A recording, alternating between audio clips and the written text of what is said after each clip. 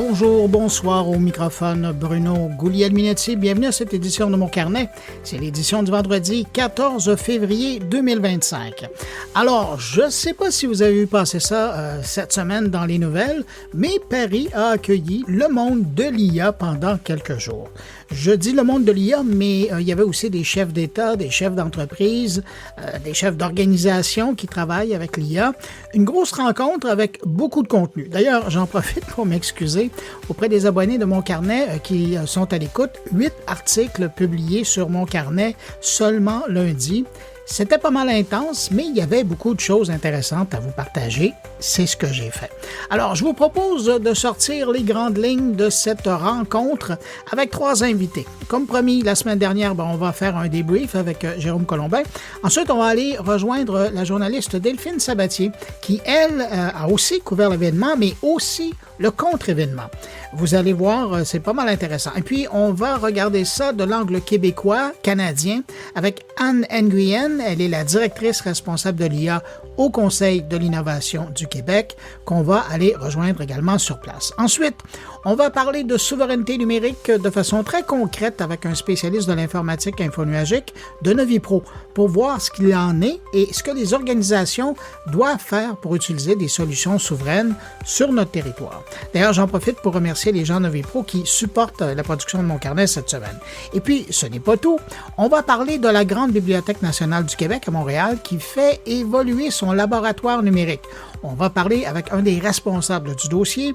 Et puis, on va terminer avec le patron d'une PME québécoise qui a inventé un outil conversationnel pour aider les aînés à se sentir moins seuls. Du côté de mes collègues, Thierry Weber nous parle de TikTok qui vient de débarquer en Suisse. Stéphane Ricoul se demande si on peut rendre la donnée fiscalement contributive. Et puis on terminera avec Jean-François Poulain qui va nous parler d'évaluation de la qualité du design avec son invité. Alors voilà, c'est le programme de Mon Carnet cette semaine. Maintenant, vous me permettez de saluer 5 auditrices de Mon Carnet. Salutations toutes particulières cette semaine à Elisabeth Marino, Carole Savoie, Brigitte Desrosiers, Marie-Pierre Gauthier et Joanne Perrault. Merci à vous 5 et merci à vous que je n'ai pas nommé, mais qui m'accueillez présentement entre vos 2 oreilles. Je suis très heureux d'être avec vous en ce moment et puis je vous souhaite de passer surtout une excellente écoute.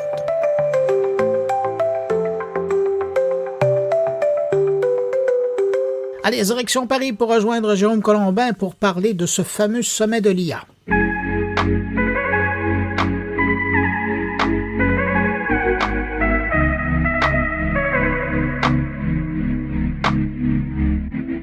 Jérôme Colombin à Paris, bonjour. Bonjour Bruno Guglielminetti à Montréal. Comment vas-tu? Il paraît que tu es sous la neige, mon ami. Écoute, je suis content que tu aies regardé ce qu'il faisait comme temps au Québec, parce qu'effectivement, on a une bonne bordée de neige qui vient de notre côté. Mais bon, faut pas se plaindre. C'est l'hiver, on est au Québec, c'est naturel. Ouais. Vous, l'hiver, c'est quoi? C'est 4 mètres de neige? Ah, facile. Ça, c'est un petit hiver, ça. Ouais, d'accord. Ouais. Bon. Mais pendant ce temps-là, pendant que moi, je suis en train d'envisager ma pelle, toi, tu t'es baladé cette semaine un peu partout à travers Paris pour couvrir le sommet de l'IA? Oui, alors il n'y avait pas de neige, il faisait un temps pourri, c'est Paris, malgré tout. Mais c'était vous étiez pas mal à l'intérieur. Ouais. On était bien à l'intérieur, d'autant plus que c'était au Grand Palais, donc qui est vraiment un endroit absolument magnifique, en plein cœur de Paris. C'est vrai que c'est extraordinaire. Donc pour ce sommet de l'IA, le fameux sommet pour l'action sur l'intelligence artificielle, et qu'effectivement j'ai eu la chance de suivre d'assez près. Tu veux que je te raconte? Ouais, mais avant, je veux que tu te t'auto-scoopes. C'est une réussite ou pas? Ça, c'est la question à 1000 euros. Je dirais que c'est quelque chose qui compte et qui pourrait compter pour le futur. Oui, enfin bon, c'est pas non plus... oui, c'est important que ça ait eu lieu, ça s'est plutôt bien passé et il en ressort quelques petites choses intéressantes. Qu'est-ce que tu retiens de ces choses intéressantes-là? Je retiens, pour moi, ça a été un peu l'occasion, comme c'était très international, avec l'Inde qui était co-organisatrice, les États-Unis qui étaient là, là, la Chine qui était là, ce qui d'ailleurs a posé quelques problèmes. Il y avait des tensions un peu diplomatiques, et puis même d'autres pays de ce qu'on appelle le Sud global. Il y avait des pays africains, il y avait etc. Du coup, on peut mentionner le Canada, mais on était là. Ouais. Et absolument, bien sûr, le Canada qui a été cité plusieurs fois, pardon. Oui. En effet. Ah oui, plus qu'apparemment. Ils ont été cités plusieurs fois. Oui, non, le Canada est en première ligne. Le Canada qui va investir en Europe et en France. Ben oui, une fortune. Ben oui. 20 milliards. C'est ça. Ouais, c'est assez énorme. Non, ben voilà, l'intérêt, c'était que un petit peu, on mette tout sur la table, que tous ces pays se parlent, et échangent un peu leur point de vue, leur vision de l'intelligence artificielle, et qu'on sache un peu dans quelle direction on peut aller. Alors, ça veut pas dire que tout le monde est d'accord, hein, et on s'aperçoit qu'il y a quand même des lignes de fracture. T'as quand même toujours sans surprise, les États-Unis qui par exemple n'ont pas voulu signer l'accord. Hein. Il y a eu une déclaration pour, je cite, une IA ouverte, inclusive et éthique. Presque tous les pays ont signé, dont la France, l'Inde et la Chine, mais pas les États-Unis, pas la Grande-Bretagne. Pourquoi ? Parce que les États-Unis trouvent qu'il y a trop de régulation en Europe, notamment, donc ils veulent pas s'associer à ça. La Grande-Bretagne fait pareil. Et puis, encore une fois, il y avait la présence des Chinois qui vraiment gênait les Américains, on le voit bien, et c'est sans doute pour ça d'ailleurs que d'autres responsables américains ne sont pas venus. Et puis il y a quand même eu des choses concrètes, enfin en tout cas on espère qu'elles se concrétiseront puisqu'il y a eu pas mal d'annonces. 109 milliards pour construire des data centers en France, 200 milliards au niveau européen pour développer des projets autour de l'IA. Voilà, c'est malgré tout du concret, ou en tout cas des promesses de choses concrètes. Ça, c'est ce qui se passait et ce qui a été annoncé dans le Grand Palais, mais il y avait aussi cette journée un peu magique qui était toujours dans le cadre du sommet, mais qui s'est passée à la station F. J'avais l'impression de revivre la belle époque du début de la French Tech avec les images que je voyais. Oui, c'est exactement ça. Et alors, en plus, ce qui est drôle, c'est que il y a vraiment un contraste, en fait. Le Grand Palais, c'était très institutionnel et c'était très fermé. Et ce qui d'ailleurs était un problème. Parce que, il y avait pas beaucoup de monde. Alors, c'était pas un problème quand on y était parce que c'était même très agréable, hein, contrairement à un salon où il y a trop de monde. Et bien là, c'était formidable parce qu'on se bousculait pas. La place, ouais.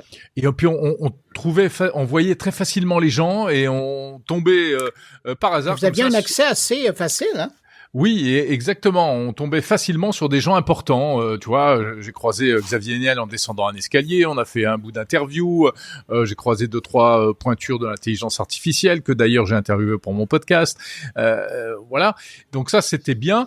Mais le problème de ça, là je te parle du Grand Palais toujours, hein, après je te parlerai de Station F. Le problème de ça, c'est que, et puis c'était sous très haute surveillance policière, parce qu'il y avait des chefs d'État, il y a Emmanuel Macron qui est venu faire un discours, etc. Il y avait le vice-président américain, il y avait le premier ministre indien, et à la fois pour des raisons de sécurité peut-être, mais ça donnait un petit côté entre soi. Et c'était pas une très bonne image, je trouve, pour l'intelligence artificielle. Ça manquait un peu d'ouverture vers les vrais gens, en fait. Il aurait fallu quand même que les gens puissent accéder au moins à un espace d'exposition, quelque chose comme ça. Et puis à l'inverse, Station F, c'était le lendemain, on n'était plus vraiment dans le sommet, c'était un peu la suite, c'était les prolongements pour parler business. C'était donc une journée spéciale business. Et alors là, c'était l'inverse, c'est-à-dire que c'était la cohue, on s'est marché dessus, on mettait 2 heures pour entrer, les pauvres, ils étaient complètement débordés par l'afflux de monde, c'était monstrueux, et sans surprise, il était plus difficile de parler aux gens, enfin, paradoxalement, parce qu'on savait plus trop qui était qui, et il y avait vraiment trop de monde. Et là, c'était très plus commercial, c'était des startups qui se montraient, etc., où il y a pas vraiment eu d'annonce, mais c'était important au niveau business, et il y a sans doute peut-être des contacts importants qui se sont faits entre tous ces gens-là, en fait. Jérôme, si tu regardes, bon, puis le lendemain, par la suite, il y a eu aussi des discussions plus scientifiques par des gens qui ont vraiment les mains dans le cambouis, là. Mais quand tu prends un recul par rapport à cette semaine-là, est-ce que tu dirais que, somme toute, est-ce que c'était une opération qui en valait la peine? Je pense que oui. Pourquoi ? Parce que l'accord, c'est un accord de principe. Les investissements, pour l'instant, ce sont que des annonces. Mais il y a eu un énorme effet positif, je trouve, à ce sommet, c'est que on a parlé d'IA et que d'IA et sur toutes les antennes, sur tous les médias pendant quasiment une semaine en France. Alors ça, il y a beaucoup de gens que ça a dû énerver parce que les gens ont leur vie quotidienne et ils se disent mais l'IA, moi j'en ai rien à faire. Je veux dire, c'est le cadet de mes soucis, etc. Mais c'est faux. L'IA, c'est super important. Alors ça passe peut-être au-dessus de la tête de beaucoup de gens, mais c'était hyper bien parce que sur toutes les chaînes de télé, sur toutes les radios, t'avais de tout, des discussions un peu éthiques, sur l'éthique, sur les problèmes que ça peut poser, mais il y avait aussi des reportages sur à quoi sert l'IA, comment est-ce qu'elle est utilisée pour aujourd'hui trouver plus facilement du travail, pour produire des contenus, etc. Donc c'était toutes les facettes de l'intelligence artificielle et il y a eu un énorme battage médiatique et je crois que c'est ça le principal bénéfice de ce sommet en fait. Et donc l'IA s'en sort gagnant. L'IA s'en sort gagnant, oui, parce que du coup, ça infuse un peu dans les esprits, si tu veux. Bien voilà, ça montre qu'il y a il se passe des choses, il y a une grande cause. Tout le monde ne perçoit pas forcément les avantages, les inconvénients. Au contraire, ce qui revient très souvent, alors ça, c'est ce que je regrette, c'est que les médias ont beaucoup mis en avant les problèmes de l'intelligence artificielle, même pas les problèmes, les risques. Dès qu'il y avait une interview, la troisième question, le président de la République, l'interview d'Emmanuel Macron à la veille de l'ouverture, troisième question, c'était allez, paf. Bon alors, tout le monde va perdre son emploi, on va plus du tout travailler pareil. Il y a des métiers qui vont disparaître, mais oui, il y a des choses qui sont vraies, mais c'est très anxiogène tout ça. Et je trouve par certains moments, on parlait pas assez des bénéfices de l'intelligence artificielle. Ouais, puis dans ce sens-là, il faut leur rappeler que ça a été la même chose quand l'Internet est arrivé, quand l'informatique est arrivée, quand la voiture est arrivée, quand l'électricité est arrivée. La lumière de réverbère, il a perdu son boulot. En tout cas. Tu as tout à fait raison. C'est l'évolution de la technologie. Parallèlement, puis tu as fait allusion, puis je vais en parler parce que ça va probablement intéresser aussi mes auditeurs. Tu as rencontré beaucoup de monde et de toutes ces rencontres-là, tu en as fait quelques entrevues, donc tu vas présenter dans mon numérique.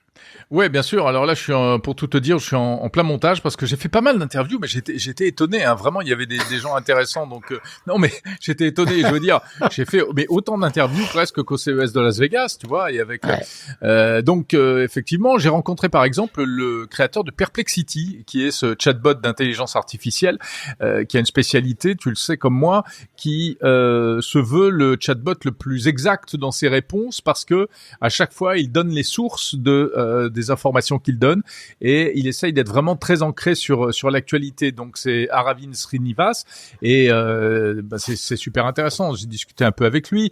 Il y avait également chez Google en fait une conférence avec Demis Hassabis qui est le fondateur de Google DeepMind. Et donc là c'est l'occasion un peu de s'interroger sur vraiment de prendre un peu de hauteur en fait justement sur les perspectives de l'IA, à la fois les bonnes choses et puis les dangers. Et puis j'ai rencontré aussi des gens qui font des initiatives, par exemple, pour aider les parents et les enseignants et même les responsables politiques à mieux aborder cette question-là avec les enfants. Comment cette éternelle question des enfants et des écrans. À partir de quel âge on peut mettre des écrans entre les mains des enfants? Qu'est-ce que ça peut leur apporter? Mais aussi quels sont les risques? Et qu'est-ce que l'intelligence artificielle peut Donc il y a des initiatives intéressantes. Il y a aussi des initiatives qui viennent d'Afrique pour traduire. J'ai pu tester une espèce de ChatGPT en langue. Je crois que c'est du Congo, il me semble, et donc une traduction simultanée qui permet donc à des gens qui sont au fin fond du monde, dans leur campagne, d'accéder à de l'intelligence artificielle. C'est assez génial. Ça, donc, ça va être dans l'émission de cette semaine. Alors, j'espère, il y en aura au moins une partie dans cette semaine, mais si je peux pas tout passer, je donne rendez-vous à tout le monde la semaine prochaine, la semaine d'après. Oh, ça sent le best-of, ça, à un moment donné, quand ça va sortir. On verra. Mon cher Bruno, et toi, de ton côté, quand même, la vie continue. Tu as suivi l'actu de près. Qu'est-ce que tu as retenu cette semaine? Écoute, plusieurs sujets, mais j'avoue qu'il y en a un qui t'a intéressé, je pense. Et cette nouvelle recherche qui a été faite au sujet de ChatGPT, et c'est vraiment surprenant parce que personne avait ces données-là. Et là, il y a Epoch AI, qui est une boîte à but non lucratif qui s'intéresse à l'évaluation, à l'analyse des performances des IA sous tous les angles. Et eux sont arrivés avec une recherche plutôt surprenante qu'ils ont publiée cette semaine en marge du sommet. Et ça nous apprend que ChatGPT, pour une requête simple, là, pas pour un document répété ou une grande analyse, mais pour une requête simple à ChatGPT, ça consomme 10 fois moins que ce qu'on disait auparavant. Donc, bref, c'est l'équivalent d'une requête qui est faite sur Google. Ah ben, c'est évidemment, une bonne nouvelle. surprenant. Ben, c'est une bonne nouvelle, et d'autant plus que c'est une bonne nouvelle parce que, puis ça, on l'a souvent abordé, Jérôme, toi et moi, c'est le fait que puisque l'intelligence artificielle est devenue partout et que de plus en plus de gens l'utilisent, ben de savoir que finalement, ça utilise moins d'énergie, sachant que tous ces parcs de données sont en train d'apparaître dans notre décor, on voit qu'il y a une importance qui est accordée à l'efficacité énergétique de ces systèmes-là. Et donc, c'est une bonne nouvelle. Et si ça vous intéresse, j'ai publié sur moncarnet.com un article complet avec un lien vers l'étude, évidemment, parce qu'il y a des gens qui veulent aller plus loin. Alors, ça ressemble à ça. Ça fait partie de mon actualité. Sinon, pour faire un clin d'œil au sommet aussi, moi, de Montréal, et je remercie d'ailleurs les organisateurs, il y a toutes les grandes plénières de la première journée qui étaient des discussions par rapport à l'IA dans le travail, l'IA responsable, tout ça, qui étaient diffusées sur Internet. Et donc, je me suis tapé 4 panels d'environ 50 minutes, mais c'était vraiment intéressant avec des intervenants d'un peu partout. Ce que moi, j'ai pas eu le temps de suivre, en fait. Donc, c'est... Parce que normalement, on n'a jamais le temps de faire quand on couvre ce genre de truc-là. Alors moi, tranquille, dans mon bureau, je suivais ça et j'ai fait 4 articles sur le sujet. Alors, ça vous intéresse d'aller voir le résumé de qui dit quoi dans ce contexte-là. Et ça attire de tous les côtés. Alors, mais c'est intéressant parce que c'est des réflexions sur différentes questions qui sont soulevées par l'IA. Et Dieu sait qu'il y en a de ces questions. Ben voilà, donc oui. à nous deux, on a couvert ce salon, ce sommet mondial de l'IA. Exactement. Toi de très près et moi de bien loin. Et c'est très complémentaire. Voilà. Je te laisse poursuivre avec tes auditeurs cette émission un peu particulière que tu proposes. Et puis moi, je vais poursuivre avec ma couverture du sommet. On reste à Paris. Je vais aller rejoindre Delphine Sabatier, qui, elle, va me parler du contre-sommet parce que ça avait lieu. Et puis aussi, ben, il y a l'angle canadien, l'angle québécois. Je pense que tu n'as pas assez pesé sur le fait que Justin Trudeau était là, qu'il était dithyrambique dans toutes ses présentations, ici et là, avec son ami Emmanuel. C'était formidable de les voir avant le sommet, puis pendant le sommet. C'était la bromance qui se poursuit. Alors, on est content de les voir. Et puis, donc, c'est ça. Alors, avec Anne Nguyen, qui est Madame IA au niveau du gouvernement du Québec, qui, elle, était là justement pour différentes rencontres, avec notamment notre ami Yoshua Benjo, qui était là aussi. Ouais. Ben, ça a fait une grosse présence québécoise, finalement, où c'est cet événement-là. Alors, c'est que ça que je parle aussi un petit peu plus tard. Eh ben, écoute, super. Je renvoie mes auditeurs sur ton podcast et j'attends que les tiens viennent chez moi. Et ils sont les bienvenus. Je te les retourne tout de suite après. Allez. Salut Bruno, à la semaine prochaine. Salut, bye. Si vous désirez suivre l'actualité numérique au quotidien, vous devez vous abonner gratuitement au podcast 120 secondes de tech, animé par Bruno Guglielminetti. Dans chaque édition, un résumé de l'actualité numérique du jour en moins de 120 secondes. Pour découvrir 120 secondes de tech, visitez moncarnet.com ou visitez Apple Podcast, Spotify ou YouTube et cherchez 120 secondes de tech. De retour à Mon Carnet. On reste en France, mais cette fois, on va parler du contre-sommet qui avait lieu parallèlement au vrai, entre guillemets, sommet de Paris. D'ailleurs, à quelques pas du Grand Palais. Et j'ai demandé à la journaliste Delphine Sabatier, qui anime et produit le rendez-vous Pollen pour politique numérique, parce qu'elle y est allée et elle a même ramené des entrevues qu'on a pu voir en ligne. Bonjour Delphine Sabatier. Bonjour Bruno. Delphine, vous avez pas seulement couvert le sommet, vous avez décidé de marcher, de traverser la rue et de vous rendre au contre-sommet de l'IA. Mais avant de parler du contre-sommet, qu'est-ce que vous retenez du grand sommet de l'IA de Paris? Je retiens que on était quand même plutôt inquiets en France vu la situation politique quant à l'organisation de ce sommet. On se demandait si ça allait pas être le chaos total. Et bon, force est de constater que c'est quand même une réussite en termes d'organisation et que c'est un magnifique coup de projecteur pour tout le secteur de l'intelligence artificielle en France.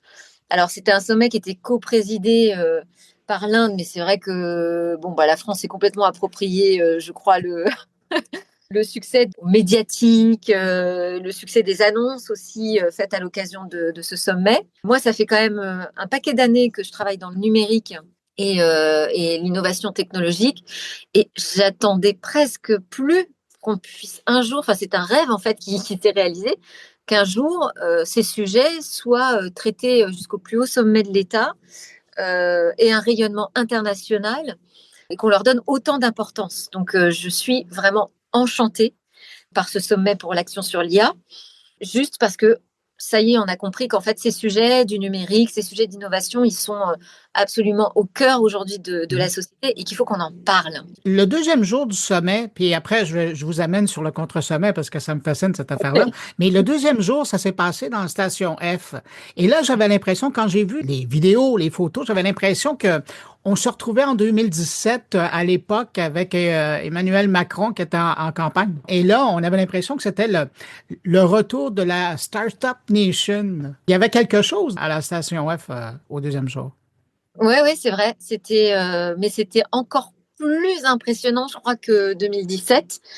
Moi, j'avais jamais vu Station F déborder comme ça par le monde. Ouais, avec vraiment, je crois qu'il y a 1000 personnes qui n'ont pas pu rentrer. Ouais. Ah oui, ouais.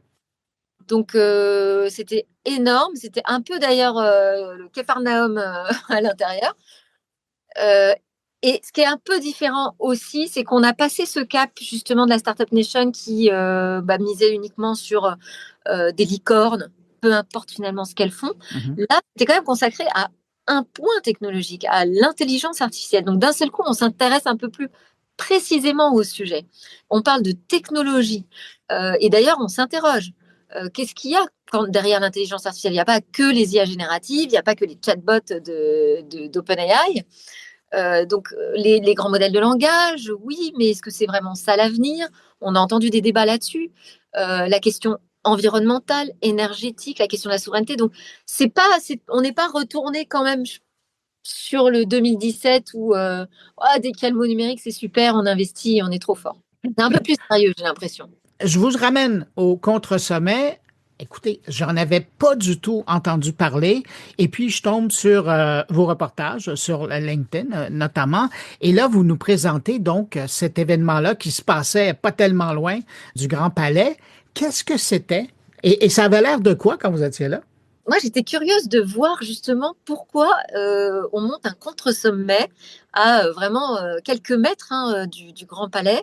Qu'est-ce qu'on a à dire contre ce sommet pour l'action sur l'intelligence artificielle? Donc, j'y suis allée avec une grande curiosité, sans aucun préjugé. Et j'ai eu une grosse surprise en arrivant, c'est qu'en fait, il y avait une manifestation sur la scène. Donc, c'était étonnant parce que c'est un contre-sommet, donc a priori qui est contre le sommet. Et en plus, dans ce contre-sommet, il y avait des gens qui étaient encore plus contre. Donc, c'était assez perturbant. Donc, une occupation de la scène par des jeunes anti-tech. Voilà, qui considèrent qu'aujourd'hui, les technologies sont mortifères et qui appellent à lutter contre même les chercheurs qui font progresser ces technologies. Enfin, quelque chose d'assez radical. Alors, le contre-sommet lui-même n'était pas aussi radical. Donc, cette manifestation a un peu été chassée. Voilà, les anti-tech sont partis et on a pu découvrir cet événement organisé par Éric Sadin, qui lui a pris un positionnement plus que technocritique. Il s'est aussi beaucoup radicalisé, j'ai l'impression, Éric Sadin, dans ses discours sur les technologies.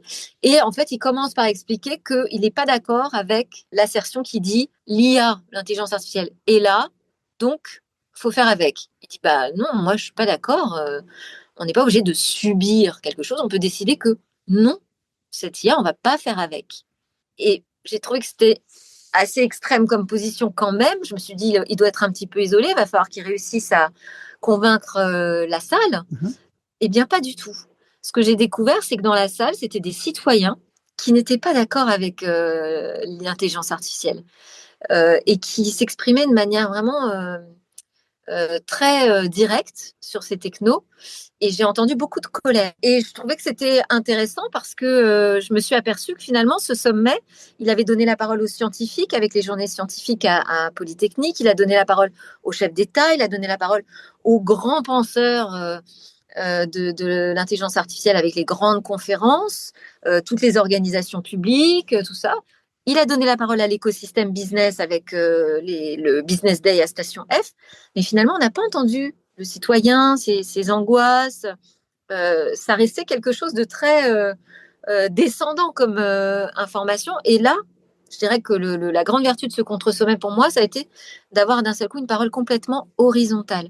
Comme on a d'ailleurs dans les cafés IA, je ne sais pas si vous connaissez, du Conseil national du numérique. Là, voilà, il faut l'entendre, cette colère, il faut entendre les angoisses. Et puis, c'est intéressant de se se poser des questions sur l'impact environnemental. Qu'est-ce qu'on veut comme usage demain avec l'IA? Voilà. Est-ce qu'il faut aller aussi vite? Bon. Et donc, voilà, ce contre-sommet, oui, il y avait des personnes très radicalisées, très extrêmes, très anti-tech, mais il y avait aussi des gens qui simplement étaient là pour réfléchir ensemble, finalement, à la société qu'on décide d'avoir demain. On sait que l'IA, ça pose des questions vraiment démocratiques. Tout ça, c'est abordé. Bien sûr qu'il y avait des conférences pendant le sommet sur ces sujets, mais ce n'était pas avec tout le monde, ce n'était pas horizontal. Alors, la journaliste qui couvre ça depuis des décennies, elle sort de cette semaine-là un peu épuisée, mais avec quoi en tête? Je sors avec principalement en tête le fait que ça a permis des partenariats très vertueux avec Mistral. Pour moi, ça, c'est l'annonce la plus importante de ce sommet, peut-être plus que les 109 milliards qui sont un gros coup de com façon US, quoi. Donc c'est très bien, mais c'est de la com, on ne sait pas exactement encore combien, quand et quoi exactement. Alors que là, c'était très concret. Ça, c'est de l'action. Il y a eu vraiment un passage à l'action de dire, on va pousser notre start-up qui bosse sur les LLM et qui peut peut-être rivaliser avec ceux qui sont déjà en place. Ça s'appelle Mistral, avec le chat et le chat pro. Il y a eu beaucoup de partenariats signés et ça, je trouve que c'est le signal fort de ce sommet. S'il pouvait y avoir à la suite de ce sommet d'autres initiatives du genre qui poussent, justement, qui ouvrent les carnets de commandes assez innovants européens dans la tech, mais ce sera merveilleux. Et puis, il y a encore je dirais que j'en sors, voilà, avec très contente que ce sujet ait été pris au sérieux par toute la société, mais avec aussi encore des frustrations.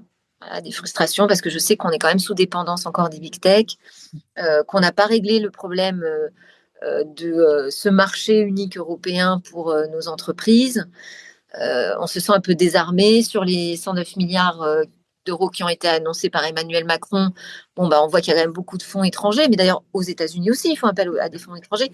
Donc on continue de se créer des dépendances, quoi. Et ça, c'est dur. Delphine Sabatier, je rappelle, vous êtes animatrice productrice de Pollen, qui est le bon rendez-vous pour la politique numérique en France, mais de temps en temps, vous faites des crochets de par le monde. Et puis aussi animatrice de Smart Tech. Dans les deux cas, j'invite mes auditeurs à aller écouter ce que vous faites parce que c'est fort intéressant. Puis vous avez toujours des invités qui amènent à la réflexion et c'est de ça qu'on a besoin en technologie. Delphine, je vous dis à la prochaine. Merci beaucoup, Bruno. Au revoir.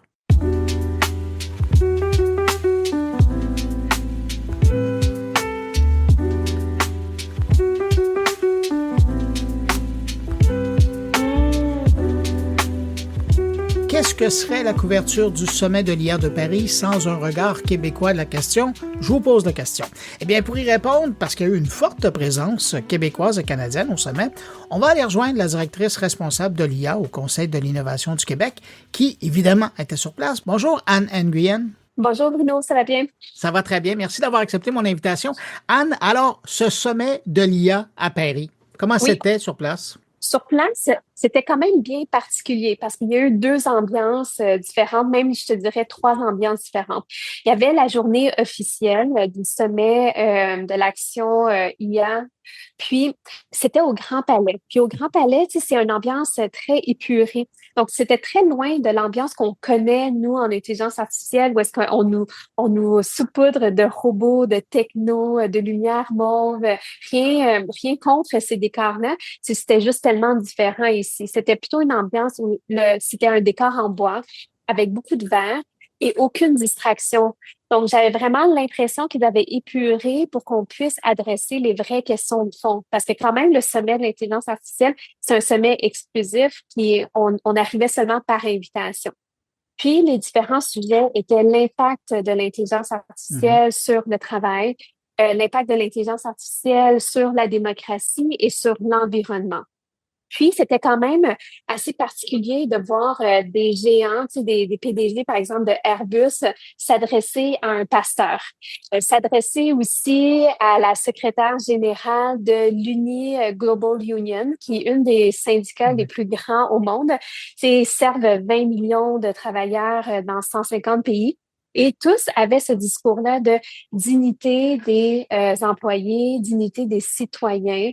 Puis comment faire avancer ces réflexions-là pour qu'on ne reste pas sur la peur d'avancer, sur la peur de qu'est-ce qui s'en vient si on ne met pas la main à la pâte, mais plutôt de dire c'est quoi l'action concrète qu'on peut faire ensemble. Donc ça, c'est très intéressant. Puis le Par lendemain, la ça se suite, passait à la station F. oui, le lendemain, c'est à la station F, mais je dirais que les Québécois, on était sur plusieurs sites différents. Donc, la journée qu'on dit en bon français de France, Business Day, donc c'était à la station F, le volet entreprise, le volet d'affaires.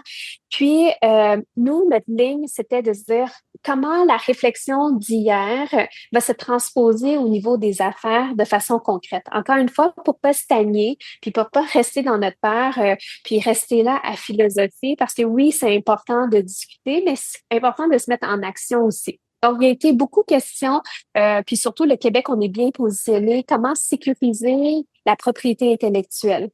Comment maîtriser l'hypercroissance de certaines entreprises versus une croissance naturelle de plus petites entreprises? Puis aussi, comment structurer le financement? Parce que là, en ce moment, le financement vient de toutes parts, mais on veut ressentir le retour sur investissement. Et je dirais que nous, notre accent québécois, c'est une super belle carte de visite parce que on a été invité sur toutes ces discussions, on a été invité pour notre expertise aussi là. Donc à chaque fois que je me promenais, je voyais un Québécois sur un panel, je voyais une autre Québécoise ou Québécois en train de s'allier avec de nouveaux partenaires industriels. Donc ça c'était merveilleux. Tu sais, je te parlais tantôt de 3 ambiances différentes.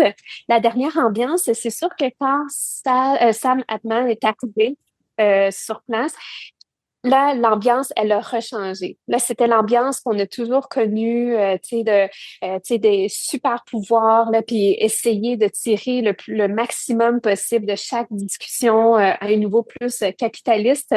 Donc, je te dirais que ces 3 ambiances-là, en 2 jours seulement, là, on est à la 3e journée, mais aujourd'hui, je suis à un sommet plus scientifique, là. Mais encore cette journée-là, le Québec fait bonne figure parce que je voyais Oui. Yoshua Bengio qui était là notamment. Là. Oui, notamment. Puis effectivement, il y a même les gens aujourd'hui de l'ETS qui sont présents. Il y a des gens de l'Obvia qui sont présents. Tu sais, l'Obvia qui est vraiment là pour pousser le volet scientifique de l'impact de la société avec l'avènement de l'intelligence artificielle. Donc ça aussi, ça va être super intéressant à voir.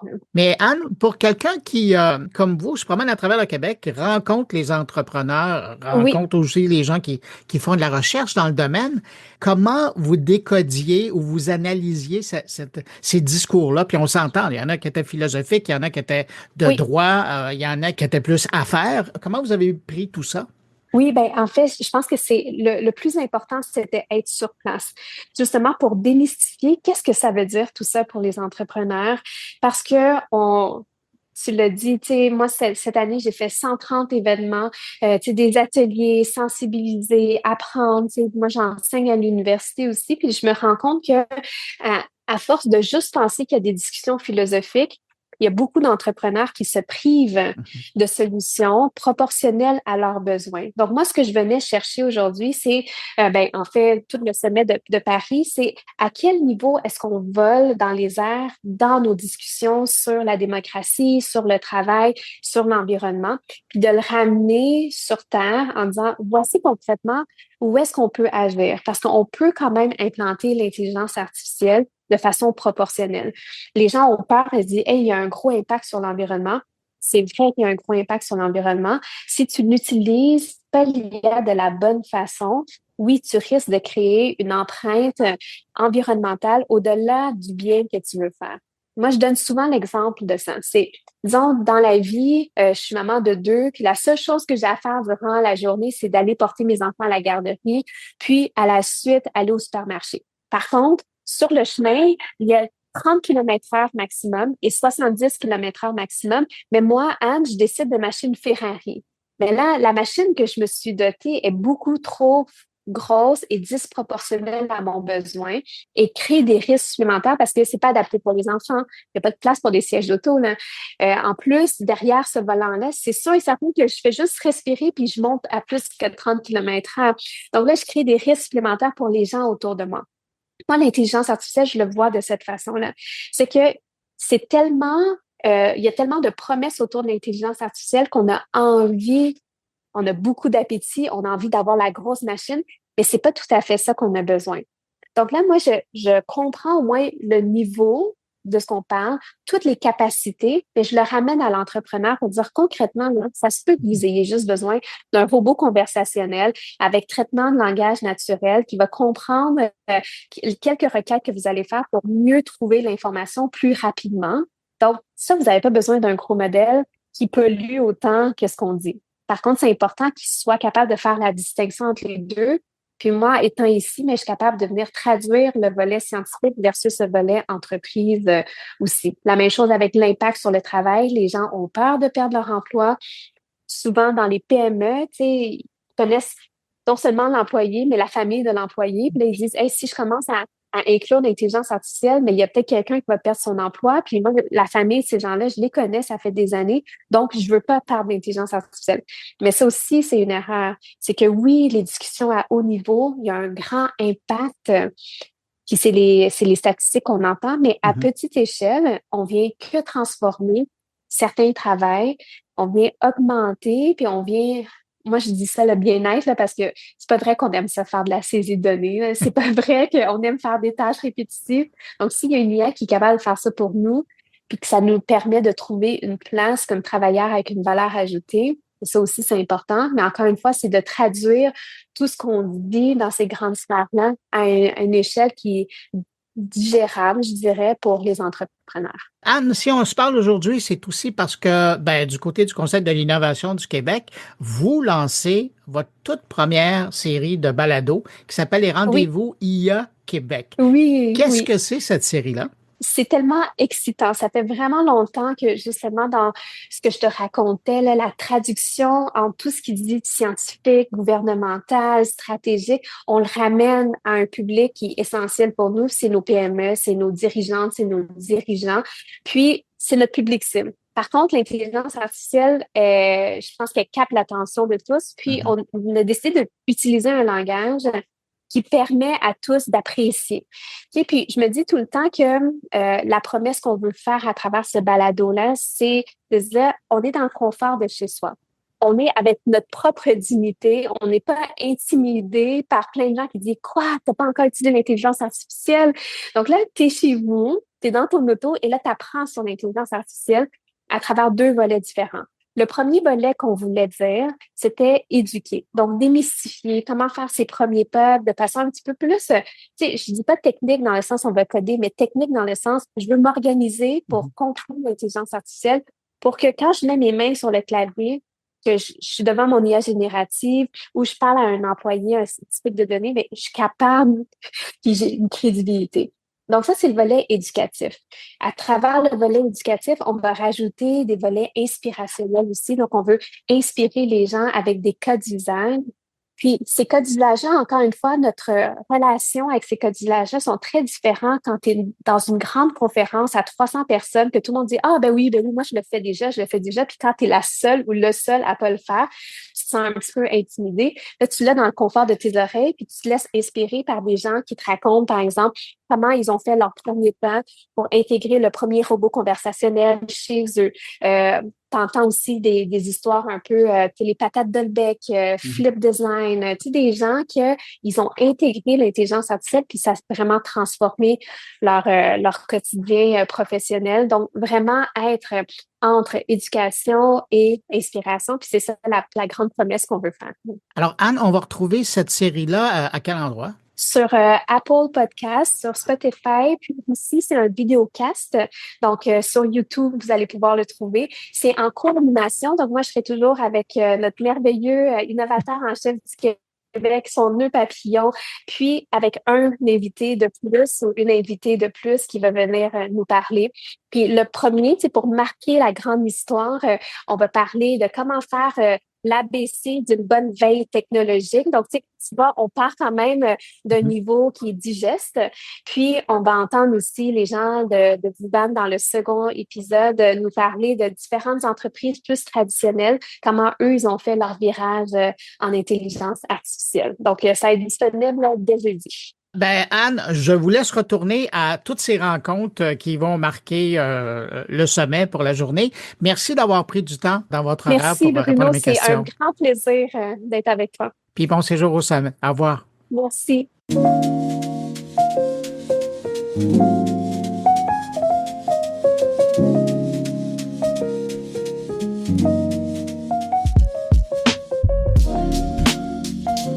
contexte de politique américaine qui vire de tous bords, tous côtés, presque à chaque jour, et quelquefois dans la journée, et qui commence à influencer notre quotidien, et surtout à un moment où on parle de plus en plus de souveraineté numérique. Je me suis dit que ce serait intéressant d'inviter quelqu'un qui fait ça dans la vie, conseiller les organisations qui veulent des solutions souveraines, donc sur notre territoire, pour opérer leur activité numérique. Alors, j'ai contacté mes amis de chez Novipro et j'ai réussi à avoir un des meilleurs de cette firme conseil pour venir nous parler de cette nouvelle, entre guillemets, réalité.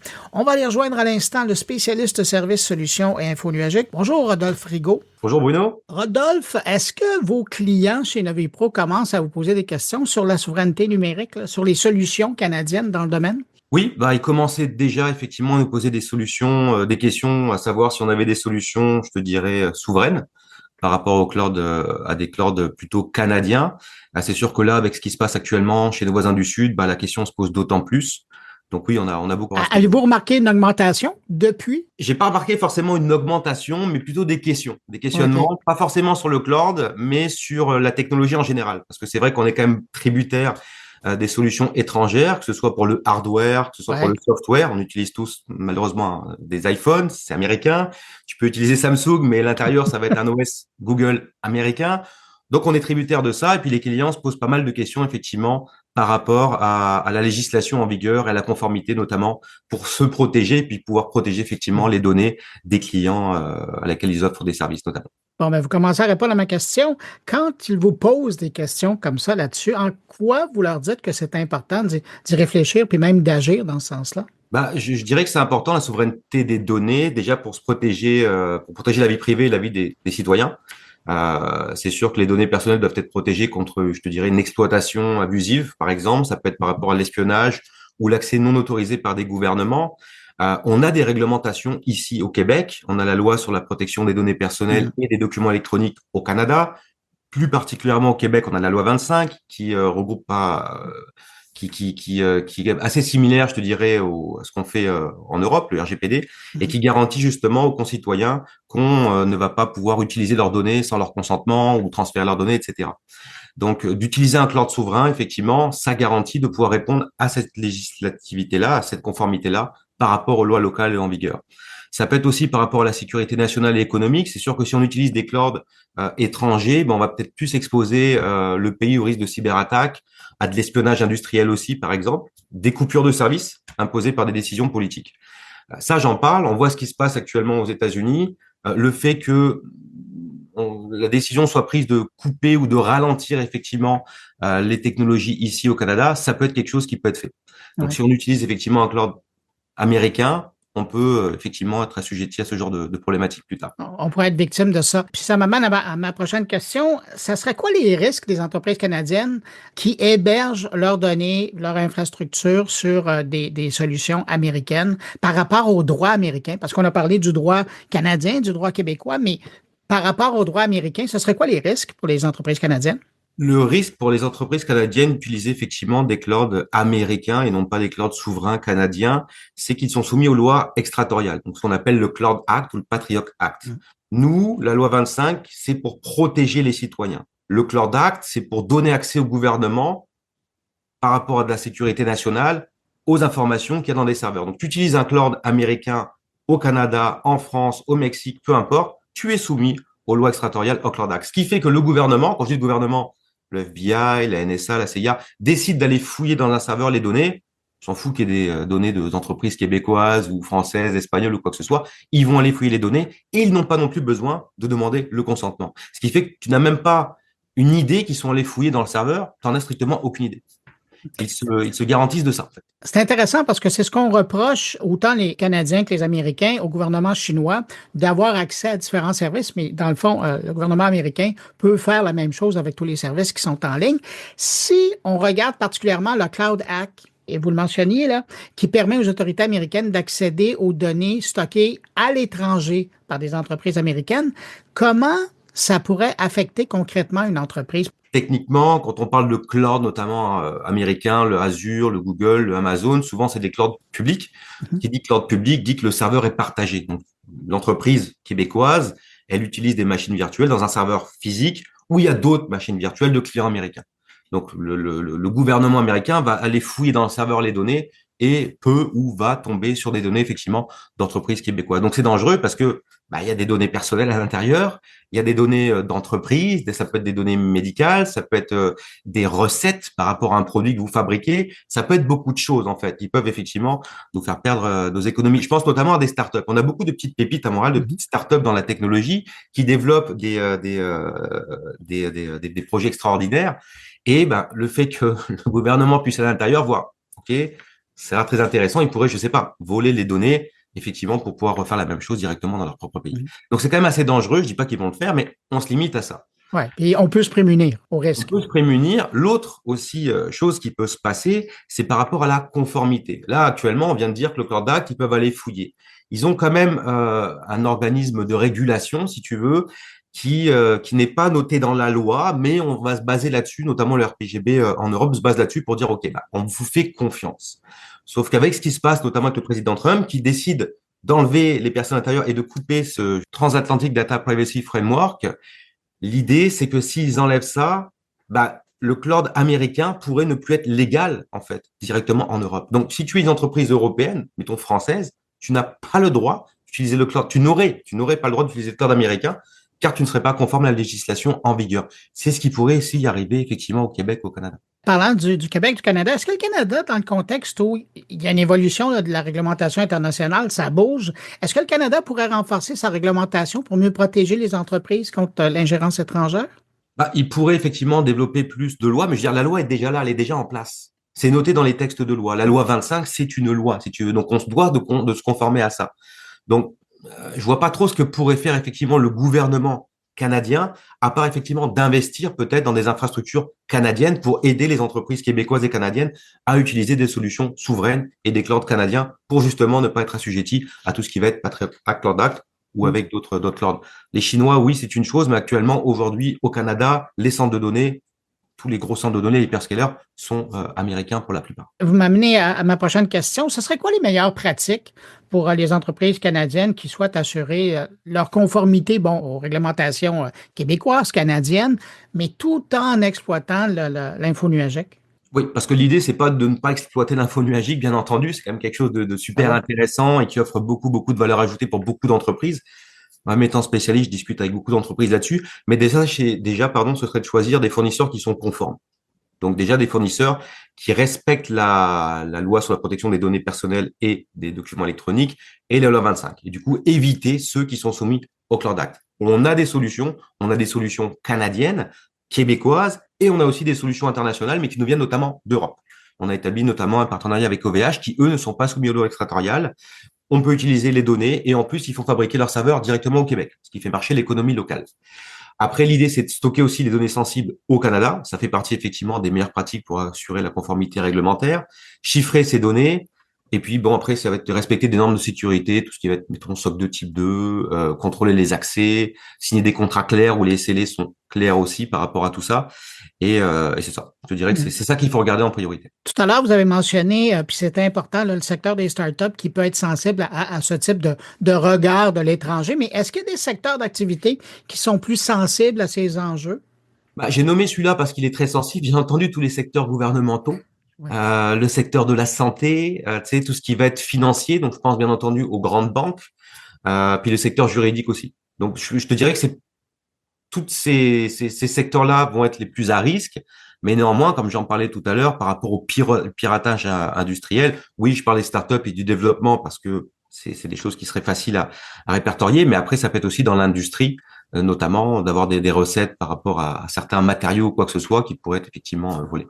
Donc tout le monde n'est pas libre. Outre la conformité, ça peut être aussi, encore une fois, par rapport à des coûts. Ça peut être des coupures. Peut-être que le président américain peut décider aujourd'hui ou demain de dire aux GAFAM, écoutez, on va fermer les centres de données au Canada. On vous le demande parce qu'ils sont quand même très très proches. Ou vous allez ralentir effectivement le service, c'est ce qui fait qu'on va se retourner à l'internet du XXe siècle. On pourra pas utiliser. Je veux dire, aujourd'hui, on utilise quoi? Des plateformes comme Zoom, comme Microsoft Teams. Si demain on ne peut plus utiliser ça, moi je peux plus travailler techniquement. Ouais. Et comme des millions de personnes. C'est intéressant que vous mentionniez ces scénarios-là parce qu'on peut penser que ça pourrait être utilisé dans le contexte où Donald Trump l'a bien mentionné.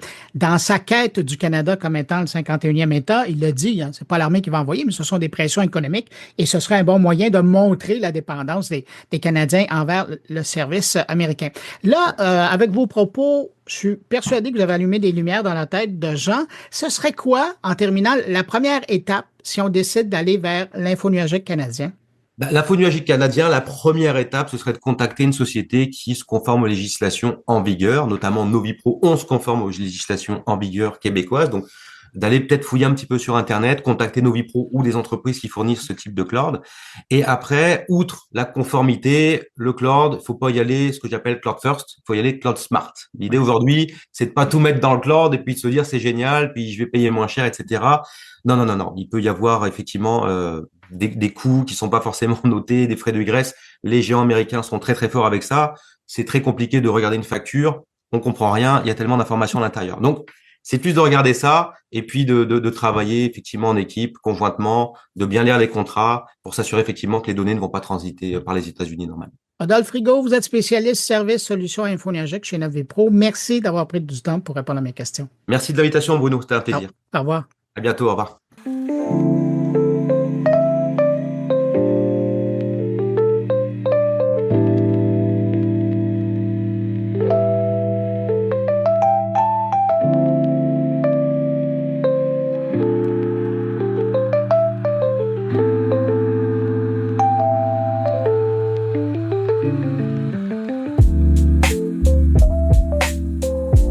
Si vous avez déjà été à la Grande Bibliothèque nationale du Québec à Montréal, sur la rue Berry, vous avez peut-être déjà aperçu un grand carré de verre au beau milieu d'un étage où il y avait plein de machines et de gens qui avaient l'air d'avoir pas mal de plaisir à créer des choses. Eh bien, ça, c'était le Square. Je dis c'était parce que là, ils sont en train de faire évoluer la chose et ça va passer du Square à le labo de la Grande Bibliothèque. Pour nous parler de ce ou ces changements, on va aller retrouver Mathieu Laporte, le responsable de ce lieu d'innovation. Bonjour Mathieu Laporte. Bonjour. Mathieu, vous êtes là le génie, mais celui qui a le défi aussi de faire fonctionner l'espace moi que je connaissais sous le Square, c'était son nom à l'époque, qui va se transformer. Vous êtes un peu la porte d'entrée au monde numérique à la Grande Bibliothèque, hein? Ben oui, c'est un rôle que je pense que j'ai pris d'assaut au fil du temps, un peu, pour faire grandir justement ce projet-là, du projet du Square vers le projet du labo, là. Oui, j'ai fait rentrer une fibre créative à la Grande Bibliothèque. Mais ça devait être quand même un défi, parce que là, ça fait plusieurs années que ça existe, là. Je me souviens avoir visité ça au tout début. Ça fait longtemps. Qu'est-ce que vous avez appris de toutes ces années-là? En fait, on a appris beaucoup à écouter nos communautés qui viennent nous voir, hein. Souvent, quand on développe des projets comme ceux-là, on a une intention de base, hein. Ouais. Nous, notre intention est ni plus ni moins de changer le monde à la bibliothèque. On est quand même une mission. Un lecteur à la fois. Oui.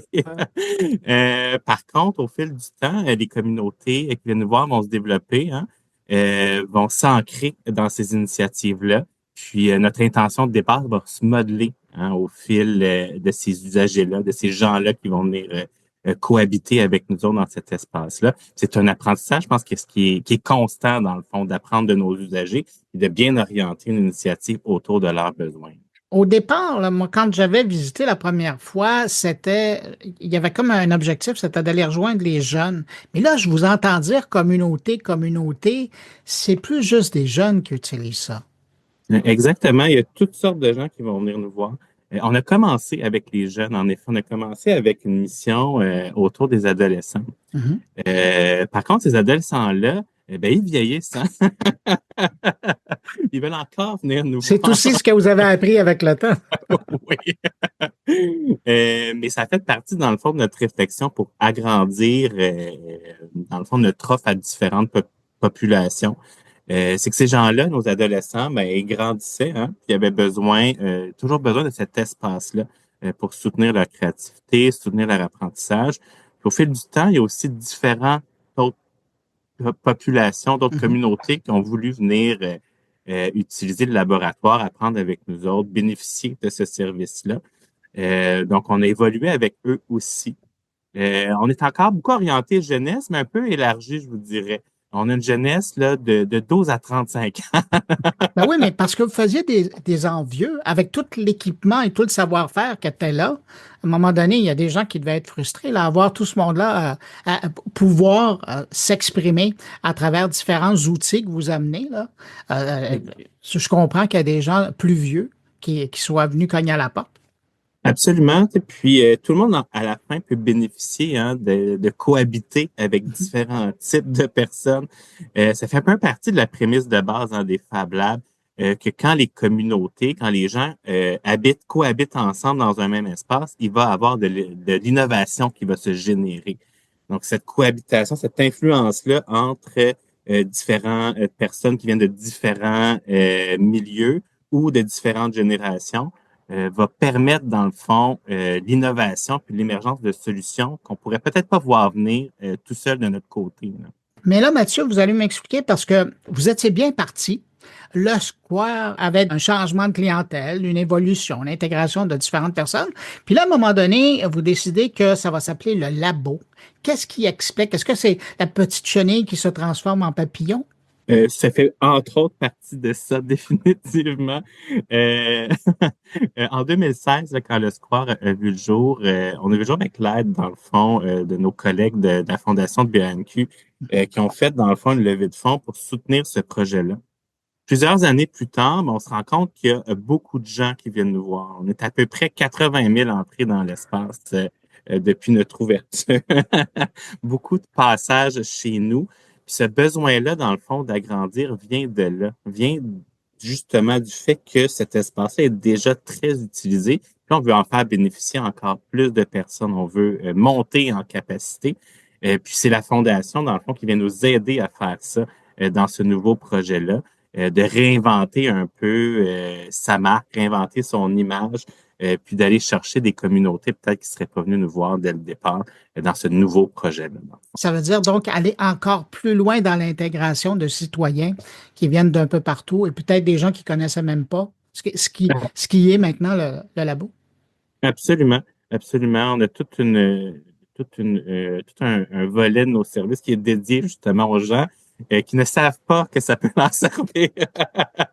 Ça fait partie, dans le fond, des missions qu'on se donne de réactiver cette capacité-là de tout citoyen, tout Québécois, Québécoise, à être vecteur d'innovation, puis à être vecteur de créativité. On veut le faire gratuitement à la bibliothèque. Je vous demandais tout à l'heure qu'est-ce que vous aviez appris de toutes ces années puis de toutes ces expériences que vous avez faites. Mais de l'autre côté, au nombre de gens qui sont passés chez vous, qu'est-ce que vous avez reçu comme rétroaction des usagers qui vous a touché, qui vous reste encore en tête? Mais moi, ce qui me reste en tête beaucoup, là, c'est la capacité d'un espace comme ça à toucher les individus dans leur vie de tous les jours, dans le fond. Souvent, on va attendre que le marché réponde à des besoins qu'on savait peut-être même pas qu'on avait. Tandis que dans un lieu comme ça, on peut prendre action directement sur notre vie. Hein. C'est un peu ça que le design, la démocratisation du design nous permet d'avoir, dans le fond, un contact direct avec notre réalité, puis une capacité de le transformer directement sur place. C'est ça qu'on va offrir aux gens. Des choses super simples du type je viens réparer mon bouton de laveuse sécheuse. On peut bien s'imaginer que c'est bien difficile de retrouver des pièces très, très, très précises comme ça sur le marché. Mais là, on peut venir à la bibliothèque, le réparer, au lieu de s'en acheter une nouvelle. Et ça, En utilisant une imprimante 3D. En utilisant une imprimante 3D, exactement. Donc ça, c'est de l'impact direct sur nos vies, à petite échelle, mais quand tout le monde a accès à ça, bien là, l'échelle devient plus grande. Ça, c'est un exemple intéressant que vous montrez parce que c'est ça. Vous allez dans le tout petit, vous allez dans le très grand. Est-ce qu'il y a des choses, là, vous êtes en campagne là, pour aller chercher des sous, puis en même temps pour aller chercher une nouvelle clientèle. Est-ce qu'il y a des choses que le Square faisait pas et que le labo va pouvoir faire? Je pense que la façon dont on travaille avec le Square vers le labo, c'est qu'on essaie tout à petite échelle pour le moment, puis on va grandir, dans le fond, avec le labo. Donc, il y a toutes sortes de prémices de travail qu'on va avoir testées. On va faire beaucoup de projets pilotes, beaucoup d'essais. On teste toutes sortes de choses un peu farfelues, des choses moins farfelues aussi. Puis après ça, dans le labo, dans le fond, on va les faire grandir. On est sur ce terrain de jeu-là depuis 2016. on sait très bien là, qu'est-ce qu'on est capable de faire, qu'est-ce qu'on est capable d'offrir aux citoyens, citoyennes. Maintenant, c'est le temps de leur offrir de monter en capacité. Ben, des fois, l'innovation, ça passe par des petites choses, hein, qui deviennent des grandes choses par la suite. Absolument, des choses qui ne marchent pas tout le temps non plus. Mais êtes-vous conscient que depuis 2016, il y a probablement des gens, et puis là, je pense aux jeunes qui étaient là au début, mais à qui vous avez vraiment donné le goût, vous avez fait connaître un autre monde, puis finalement, vous avez peut-être changé le cours de leur vie? Oui, définitivement. On en voit là, qui viennent nous revoir aussi. On a des jeunes entrepreneurs qui se sont lancés en entreprise où ça fonctionne super bien. Là. Je pense à un de nos usagers, là, Émile, qui vient nous voir depuis que 12 ans. Il est rendu à 19 ans, puis il a son entreprise. Ben voilà. Quand on parle de l'impact, ça en a un impact. Mathieu Laporte, quelqu'un qui voudrait avoir plus d'informations concernant la campagne ou ce nouveau labo, où on va? Je les inviterais certainement à venir voir notre site web au www.bnq.qc.ca. Et Mathieu, si on passe à la grande bibliothèque, est-ce qu'on peut aussi passer voir, Absolument. regarder par les fenêtres, là? Oui, si vous regardez par les fenêtres, on n'est pas ouvert, il y a probablement quelqu'un qui va vous inviter à rentrer. On aime ça. Vous êtes comme ça, vous autres, hein, c'est ça? On est comme ça, nous autres. On aime ça quand les gens viennent nous voir. Puis si on est ouvert, mais c'est sûr qu'il y a des gens sur place qui vont pouvoir vous montrer tout ce qui est possible de faire avec nous autres, puis essayer de venir semer la graine créative dans vos têtes.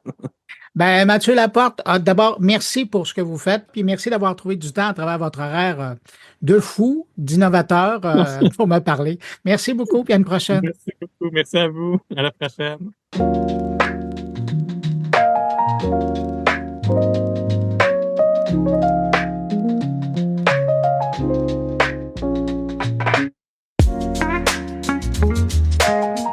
Vous m'avez peut-être déjà entendu parler ici ou ailleurs de ma vision concernant les assistants personnels et comment, selon moi, ils peuvent servir à amoindrir le sentiment de solitude chez les gens, particulièrement les aînés.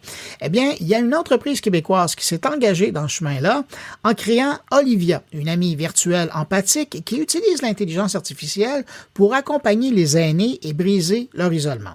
Je n'en dis pas plus, je veux que le patron de Innovation nous raconte cette histoire-là. Bonjour Gaëtan Brousseau. Bonjour Bruno, comment allez-vous? Ça va bien, merci d'avoir accepté mon invitation. Écoutez, c'est intéressant parce que vous avez réagi à une discussion que j'ai eue il y a quelques semaines de ça avec Jérôme Colombin où on parlait justement de l'intelligence artificielle et comment on pouvait l'utiliser dans le quotidien des aînés, lui dirait les seniors. Et ça vous a interpellé parce que vous, ça fait partie de votre quotidien d'avoir cette préoccupation-là, de voir comment l'intelligence artificielle et toute la mécanique autour de ça peut arriver à faciliter la vie des aînés, des plus vieux dans notre société. Tout à fait. En fait, souvent, les aînés sont un peu laissés pour compte. C'est drôle parce que moi, je suis entouré beaucoup d'aînés. Souvent, les aînés nous disent, on est comme des plantes vertes. Hein. Quand on parle, on est comme des plantes vertes, on n'est pas écouté et tout. Moi, j'ai un grand respect pour les aînés. Ma conjointe est infirmière à l'Institut de gériatrie, donc on parle des aînés à tous les jours. Puis moi, mon histoire, j'ai un background, je suis ingénieur de formation. J'ai été en intelligence artificielle, j'ai des formations en intelligence artificielle, mais aussi au MIT. Donc, on était en IA, MIT et tout ça. Puis on s'est rendu compte que l'IA pouvait peut-être aider les personnes âgées. Puis dans le fond, on a constaté que un peu à la base, mon histoire, mon père a fait un AVC il y a plusieurs années. C'est là que j'ai vu toute l'ampleur un peu de la difficulté pour les aînés au niveau de la solitude. Parce que par la suite, il est survenu un peu comme l'isolement qui s'est mis en place? Oui, l'isolement. Puis en fait, c'est souvent les aînés sont comme laissés un peu de côté.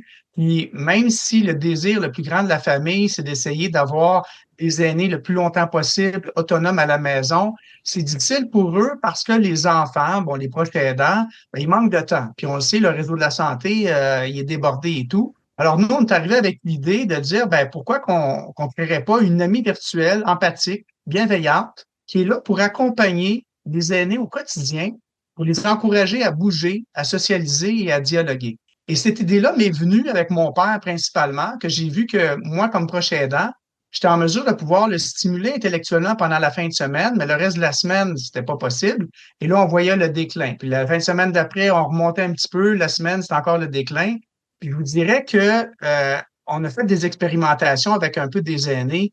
On s'est rendu compte que ça amenait de la joie dans leur vie. Je vous raconte un peu l'histoire rapidement, mais mon père, à l'époque, on l'invitait à la maison et tout, venait manger chez moi et tout. Puis, on travaillait sur le projet qui est Olivia, qui est l'ami virtuel empathique. Et puis, mon père, il me demandait, ben, c'est quoi ça? Parce qu'il y avait la tablette qui traînait sur la table. Il dit, ben, c'est le projet sur lequel on travaille, mon équipe et moi, mon entreprise et tout. Puis, il dit, t'as juste à peser sur un bouton, puis ça va commencer à te parler. Et puis, mon père a pesé sur un bouton, et puis, ben, sur le bouton, le microphone comme tel, il a commencé à parler avec Olivia, et mon père a souri. Bruno, mon père, c'était le genre de monsieur, de bonhomme qui ne souriait jamais. Vous aviez votre signe. Alors, j'ai eu un signe, puis j'ai commencé à en parler autour de moi. Puis, je me suis rendu compte qu'il y a beaucoup de proches aidants, parce qu'à l'époque, là, c'est sûr, nous, on commence à pousser davantage. Vous êtes autour de quelle année à ce moment-là? Ah, ben ça fait pratiquement 6-7 ans là, qu'on travaille sur le projet comme tel. On a focusé beaucoup sur de la R&D, vraiment pour amener le projet à un autre niveau et comme tel. Mais même à l'époque, les gens nous disaient, c'est le fun, tu sais quoi? Quand mon père ou ma mère ou nos parents, à la maison, ils parlent à Siri ou à Alexa, ils trouvent ça le fun. Ils trouvent ça plaisant, mais ils trouvent qu'il n'y a pas assez d'interaction. Alors, nous, c'est ce qu'on a rajouté dans notre modèle. Oui, on fait affaire un peu avec les LLM, mais presque pas. Mais l'élément différenciateur, c'est que Olivia, comme telle, l'avatar, elle n'est pas juste là pour répondre à des questions, mais elle est là pour déjà répondre à des affirmations, pour poser des questions à des aînés, pour essayer un peu de les stimuler. Elle est vraiment dans l'interaction et non pas seulement la réponse. Tout à fait. Puis, dans le fond, elle peut aussi, par exemple, le matin, parce qu'on est capable de capter que la personne passe devant une caméra, puis dire, ben, bonjour, Madame Tremblay, comment vous avez bien dormi cette nuit? Est-ce que ça s'est bien passé? Et là, ce qu'on leur rajoute aussi, c'est un calendrier de rappel qui permet aux proches aidants de pouvoir rentrer les activités de leur aîné, puis c'est transféré par Olivia, dans le fond, les différentes activités que l'aîné doit faire. Les premières personnes qui ont testé Olivia, qu'est-ce qu'elles disaient? Ben, en fait, c'était drôle parce que quand on a présenté Olivia à la RPA, sur la RPA où mon père était, moi, je suis rentré, j'allais chercher et tout, puis il y avait il y a des voisines à mon père là, dans la chambre voisine. Puis là, il me disait, votre père nous a parlé d'un truc, une espèce d'avatar, une amie, on ne sait pas trop c'est quoi. Puis j'ai dit, ben oui, c'est le truc sur lequel on travaille depuis quelques années et tout. Et puis là, j'ai comme sorti mon cellulaire parce que c'est fonctionnel aussi sur un cellulaire. Ils sont mis à lui parler, mais c'est intéressant parce que nous, on a donné une personnalité à Olivia. Fait que donc, ils ont posé des questions genre, ben, que tu as un chum, toi? Est-ce que ça fait longtemps que tu es toute seule? Puis, qu'est-ce que tu fais dans la vie? Fait qu'il y a vraiment eu une belle interaction. Puis, encore là, j'ai vu à nouveau le sourire s'installer chez ces gens-là. C'est là qu'on a compris que c'est vraiment un élément différenciateur, mais qui peut vraiment faire une différence dans la vie des aînés. Est-ce que dans votre processus, à un moment donné, vous êtes arrivé à se dire, ben, peut-être qu'il faut créer une petite borne, peut-être qu'il faut créer quelque chose qui devient un objet, qui devient une référence pour l'aîné qui va vouloir s'adresser. Ça ne sera pas son téléphone, ça va être quelque chose auquel elle s'adresse. Bruno, vous m'enlevez les mots de la bouche parce que, étonnamment, la première chose qu'un aîné fait le matin après avoir été aux toilettes, vous savez, c'est quoi? D'allumer la télé? C'est allumer la télé. Donc, ils ont le réflexe d'allumer la télé. Fait que, c'est sûr que notre application, Olivia, fonctionne sur un cellulaire, sur une tablette, sur un ordinateur. On l'a même installé sur un miroir intelligent que vous voyez en arrière de moi, là. On est comme, c'est fonctionnel. Mais le projet sur lequel on travaille, puis on a un stagiaire qui commence ce projet-là, c'est d'installer Olivia sur un Raspberry Pi. Je ne veux pas rentrer trop dans le technique, là, et de connecter sur le port HDMI de la télé, de façon à ce que dès que la personne allume la télé, qu'elle sélectionne le port HDMI, elle est déjà en contact avec Olivia, parce qu'on se rend compte que la réalité des aînés, c'est pas la tablette, c'est pas le cellulaire, c'est la télévision. Alors, c'est pour ça qu'on fait vraiment, aujourd'hui, on met des efforts par rapport à la télévision, parce qu'on sait que ça peut encore changer davantage la vie des aînés. Je vous écoute, puis pour moi, c'est clair qu'il y a énormément d'informations que l'utilisateur va divulguer à cet appareil-là. Qu'est-ce que vous faites de toute cette information-là? Parce que vous le disiez, hein, dans un cas de maltraitance, ben, Olivia va lui donner des références pour qu'elle puisse juger si c'est le cas ou pas. Mais de l'autre côté, s'il y avait vraiment cette situation-là, est-ce que Olivia pourrait alerter quelqu'un de son entourage? C'est possible de le faire, mais il faut faire attention. Olivia veut vraiment l'offrir comme un entertainment, quelque chose qui permet à la personne de se sentir bien dans le mieux-être. Donc, c'est circonscrit, là. C'est circonscrit. On contrôle si un client potentiel, un CIUS, un CHSLD, une RPA, etc., qui dirait, nous, on en veut un vraiment qui va pouvoir faire ça, envoyer une alerte, on va le faire. Mais d'entrée de jeu, on fait très attention parce que nous, l'IA éthique et responsable est très importante pour nous.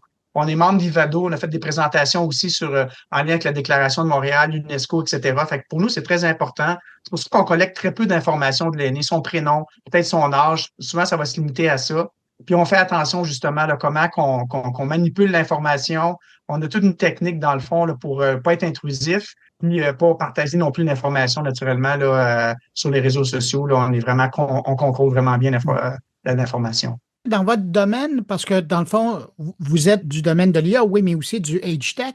Est-ce que, puis nonobstant la technologie puis les possibilités de calcul, et donc tout le savoir-faire là, qui a été développé dans les dernières années, le fait que au niveau de la démographie, il y a comme une grosse vague qui s'en vient. Là. Des baby boomers vont commencer à rentrer dans ces résidences-là et vont aussi avoir besoin de ces outils-là. C'est un bon moment pour développer et préparer un produit comme ce que vous êtes en train de faire?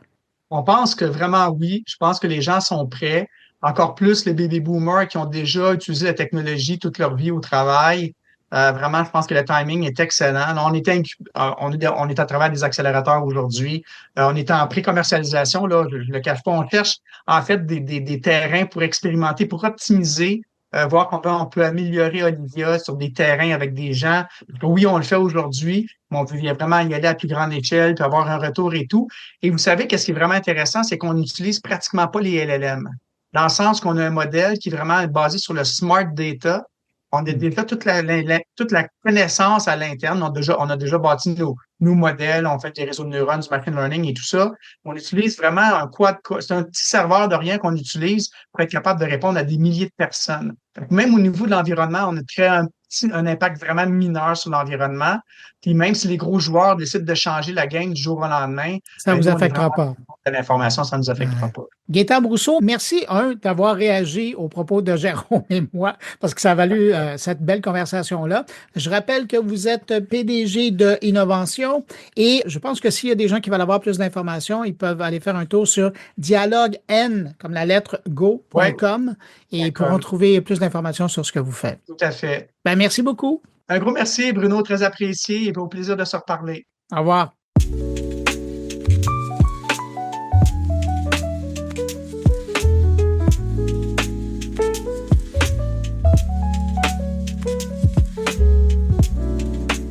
Autour de mes collègues, et on commence avec Thierry Weber. En novembre dernier, le Canada ordonnait à TikTok de sortir de son territoire et il y a quelques semaines, TikTok débarquait en Suisse.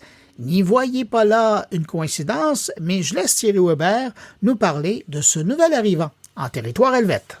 Bonjour Bruno, bonjour les auditeurs de Mon Carnet.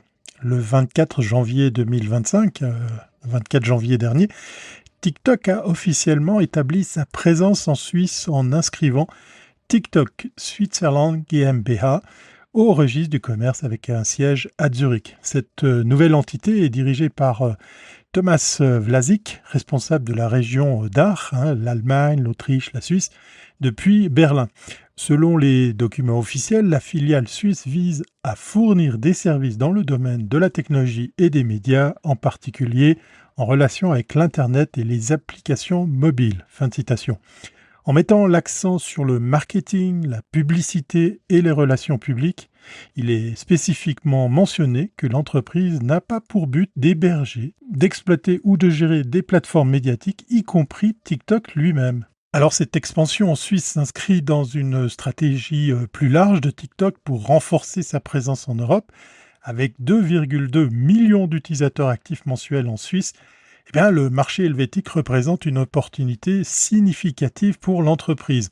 Cependant, les détails concernant les activités précises de la filiale zurichoise restent flous.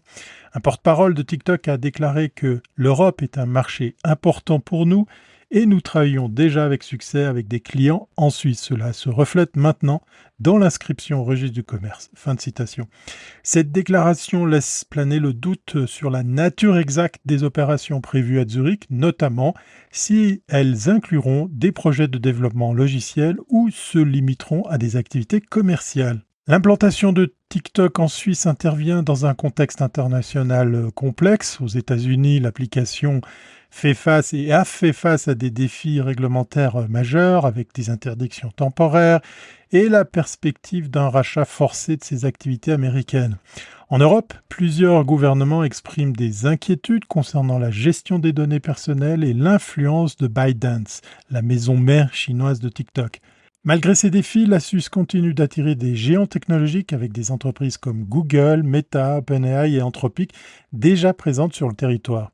L'arrivée de TikTok à Zurich pourrait être perçue comme une tentative de diversification géographique face aux incertitudes pesant sur les opérations dans d'autres régions du monde.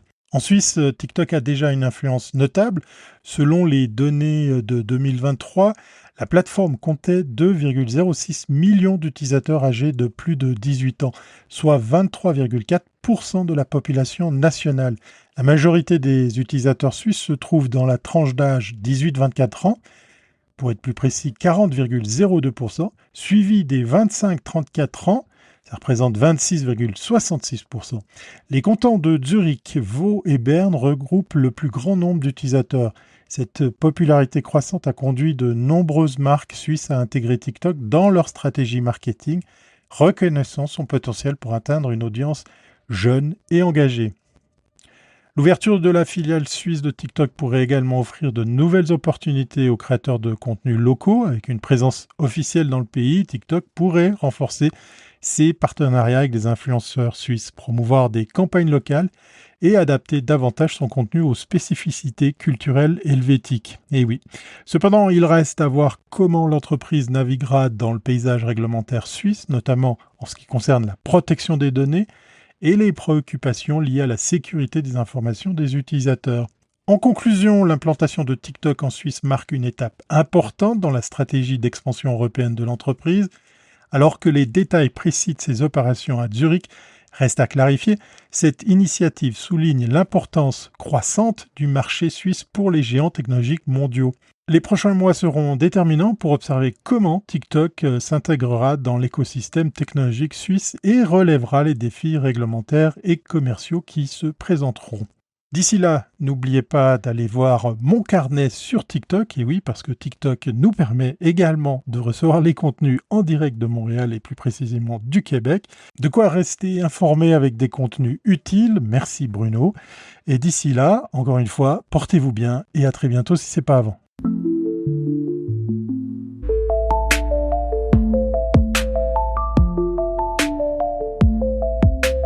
Autour maintenant de Stéphane Ricoul qui poursuit sa grande réflexion numérico-économique et cette semaine, il se pose la question suivante. Est-ce qu'on peut rendre la donnée fiscalement contributive? Stéphane Ricoul.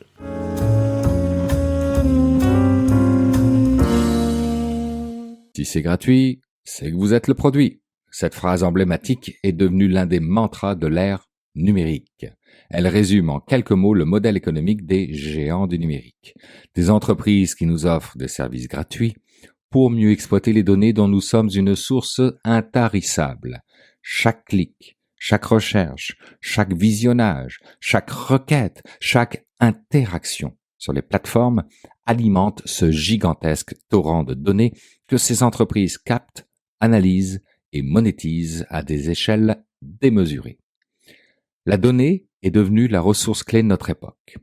Dans ce cas, si la donnée est une ressource aussi stratégique que le pétrole l'a été au siècle précédent, pourquoi ne serait-elle pas soumise à une fiscalité à la hauteur de son rôle économique?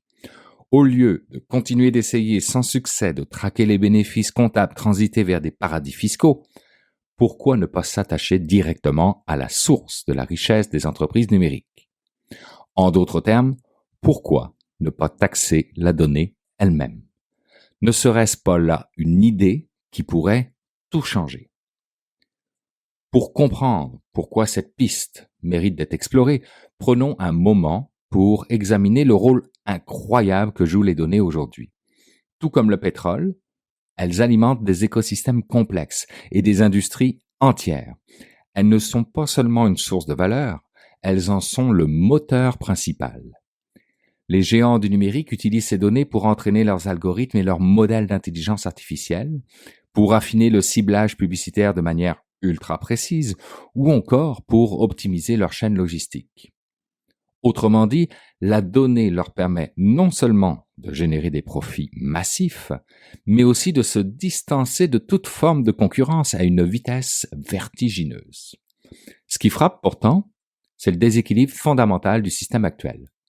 D'un côté, les utilisateurs, vous, moi, des milliards de citoyens connectés, générons constamment des données qui nourrissent la bête.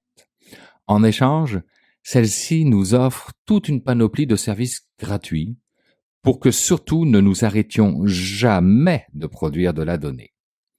Des recherches sur Internet aux réseaux sociaux en passant par des cartes de navigation, tout ce qui rend finalement nos vies modernes plus pratiques et connectées. Mais d'un autre côté, les États, qui devraient garantir une juste redistribution des richesses, peinent à capturer ne serait-ce qu'une fraction de la valeur créée par ces données. Tandis que les utilisateurs participent sans le savoir au système, ou en le sachant, et que les entreprises engrangent leurs bénéfices, les recettes fiscales stagnent, laissant les finances publiques à la traîne. Rendre les données fiscalement contributives, quelle drôle d'idée, n'est-ce pas? Peut-être. Mais pourquoi pas? Va bien falloir trouver une réponse aussi puissante que le paradoxe dans lequel nous nous sommes plongés, et la taxation de la donnée pourrait être cette réponse. Alors, comment cela fonctionnerait-il concrètement? Sur le principe, il existe plusieurs approches possibles pour mettre en place une telle taxation. La première consiste à taxer la quantité même des données collectées ou stockées. Par exemple, une entreprise qui rassemble plusieurs centaines de téraoctets de données anonymes ou personnelles sur ses utilisateurs pourrait se voir imposer une taxe proportionnelle à ce volume. Une autre possibilité serait d'ajuster la fiscalité selon la sensibilité des données. Des informations anonymisées ou générales pourraient être moins imposées que des données personnelles, voire sensibles, qui ont la plupart du temps une plus grande valeur économique. Une autre approche envisagée, complémentaire, serait de taxer directement les flux de données à travers les réseaux. Concrètement, on imposerait les entreprises en fonction du volume de données qu'elles transfèrent, par exemple depuis leur centre de données vers les utilisateurs. Cela permettrait en outre d'encourager des comportements plus responsables comme une meilleure optimisation des transferts de données ou une réduction des contenus inutiles. Enfin, et c'est peut-être l'idée la plus audacieuse, on pourrait imaginer de créer un système de droit de licence. Dans ce cas, chaque internaute serait en quelque sorte copropriétaire des données qu'il génère. Les entreprises souhaitant exploiter ces données devraient payer une licence pour leur usage, une contribution qui pourrait ensuite être redistribuée aux citoyens sous forme de dividendes numériques ou directement investie dans des programmes publics. J'en parle de façon un peu plus élaborée dans mon livre à paraître sous peu. Tout ça est un pensez-y bien, puisque si une fiscalité des données était mise en place, les bénéfices iraient bien au-delà de la collecte d'impôts supplémentaires. Fiscaliser les données pourrait transformer plusieurs dimensions clés de notre société. Sur le plan social, les recettes nouvelles offriraient la possibilité de combler certaines inégalités exacerbées par la révolution numérique. On pourrait financer de vastes programmes de formation aux compétences numériques, réduire la fracture numérique pour des populations défavorisées, voire concevoir des mécanismes de redistribution directe de type revenu universel numérique. Sur le plan environnemental maintenant, un tel système pourrait inciter les entreprises à optimiser leur gestion des données.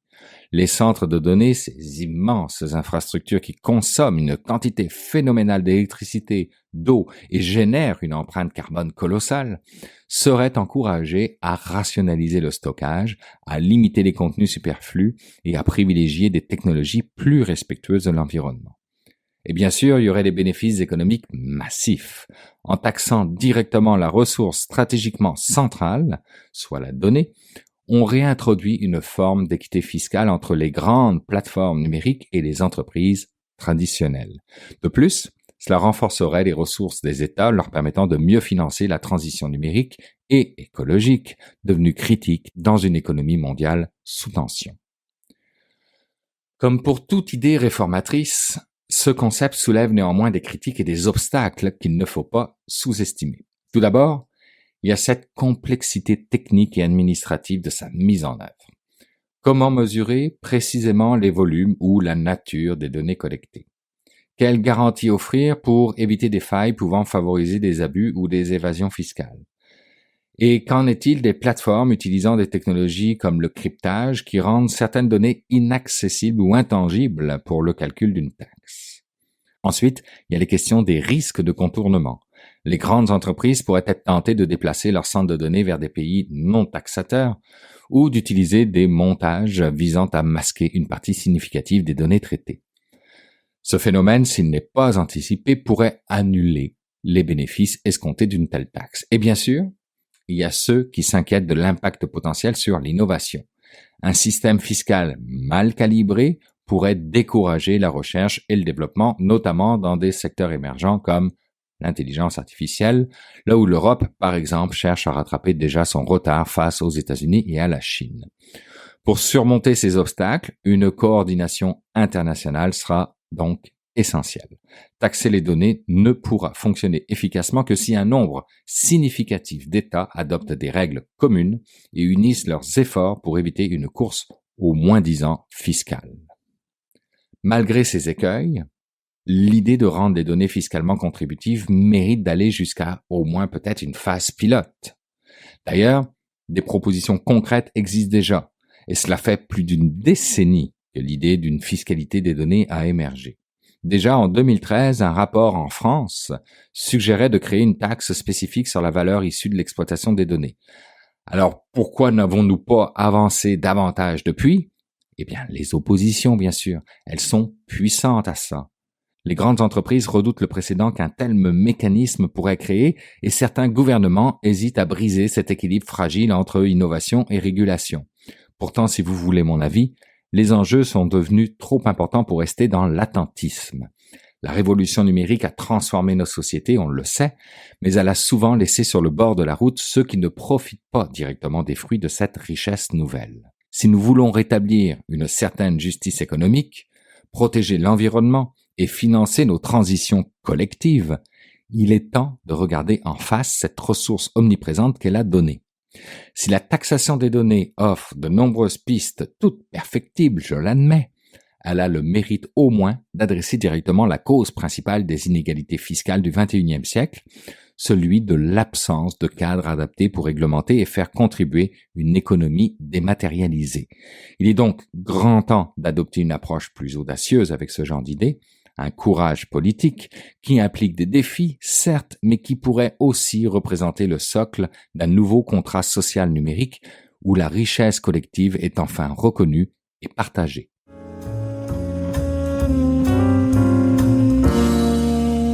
Eh bien, à ce moment-ci, comme à l'habitude, on va aller rejoindre mon ami Jean-François Poulain pour parler UX. Bonjour Jean-François. Bonjour Bruno. Jean-François, cette semaine, on parle de qualité du design. Est-ce que ça se mesure, la qualité du design? Ben, selon mon invité, oui. J'ai parlé cette semaine à Pierrick Thébault, qui faisait partie, tu te souviens, on en a parlé à l'automne, du Conclave. Oui, ce club de select, conférence. ouais. Oui, c'est ça. Ben, je trouve l'idée qui est pas mauvaise parce que ouais. il filtre les gens qui viennent parler, puis c'est des gens qui ont des équipes à charge de designers UX, toutes les problématiques qui viennent avec aussi, parce que quand même, dans les dernières années, on a souffert pas mal, je dirais, au niveau de la crédibilité de ce qu'est un département UX dans une organisation.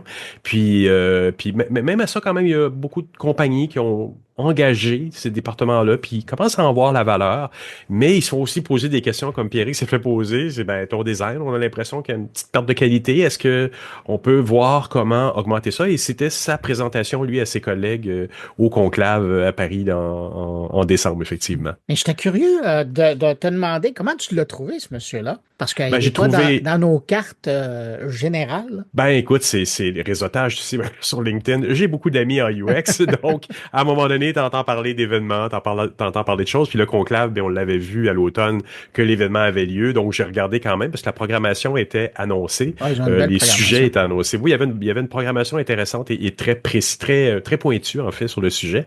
Donc, moi, je retrace les gens, je finis par les retrouver, et puis fort de ce qu'on a comme crédibilité comme journaliste, à un moment donné, les gens nous disent oui, puis ils veulent bien parler avec nous. Mais Jean-François, la grande question, c'est de savoir, est-ce que quelqu'un sur la planète surveille la programmation d'Apéro UX pour les inviter par la suite sur un podcast? C'est ça la question.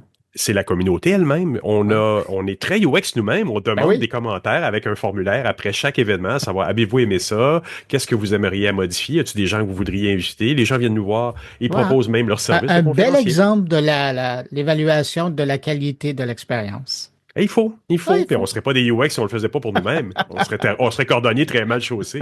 Jean-François, merci beaucoup pour cette rencontre que tu partages avec nous cette semaine. Puis je te dis à la semaine prochaine. Salut. À la semaine prochaine. Bye. En fait, le point de départ de mon pitch, c'est mon CPO, mon Chief Product Officer, qui vient me voir et qui me dit, j'ai l'impression que le niveau de qualité des livrables de l'équipe design a baissé par rapport à l'historique de l'entreprise et par rapport au fait aussi que l'équipe a beaucoup grossi, l'entreprise a beaucoup grossi. Et il me dit, mais qu'est-ce que tu en penses et comment est-ce qu'on peut améliorer ça? Et je pense que c'est une question qui, à un moment donné, va se poser pour tous les head of design ou les design directors est-ce que l'output de mon équipe est qualitative et du coup, comment est-ce que je la mesure? Et rien que la question de la mesure de la qualité, en fait, je pense qu'elle est très difficile et tout le monde se la pose. Donc, ce qui a intéressé, je pense, les gens du conclave, c'était à la fois d'avoir quelques billes sur moi, comment je voyais la définition de la qualité et ensuite quelles actions on peut mener au sein d'une organisation avec une équipe design, mais aussi des PM ou des EM, sur s'assurer que le niveau de qualité soit reste stable, soit augmente. Je pense que c'était ça un peu l'objectif de la conf. Donc, c'était un mélange de partage d'expérience et puis de quelques pistes et puis de discussion, quoi. Ben, c'est super intéressant, mais en même temps, comment on peut amener de la mesurabilité sur du qualitatif? C'est pas évident du tout. Et c'était un peu limite de la part de ton responsable de dire, bon, ben, il y a une baisse de qualité, comment on fait pour la mesurer maintenant? C'est un peu dur, non? Ouais, carrément, c'est très compliqué. Moi, ce que j'ai essayé, en tout cas, d'amener chez Shine et auprès de mon CPO, c'est différents axes sur la mesure de la qualité, en fait, puisque on peut voir la qualité d'un produit de manière extrêmement pragmatique. Est-ce que les gens arrivent à l'utiliser? Est-ce que on arrive à réaliser des actions? Est-ce qu'on est productif? Parce que souvent on est dans une logique de productivité. Et puis un aspect qui est beaucoup plus hédonique sur les émotions, le plaisir qu'on peut prendre à utiliser un produit.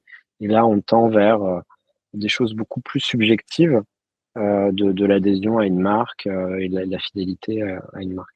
Donc ça, c'était un premier axe en disant, mais de quoi on parle réellement en termes de qualité? Est-ce qu'on cherche à couvrir ce grand scope-là?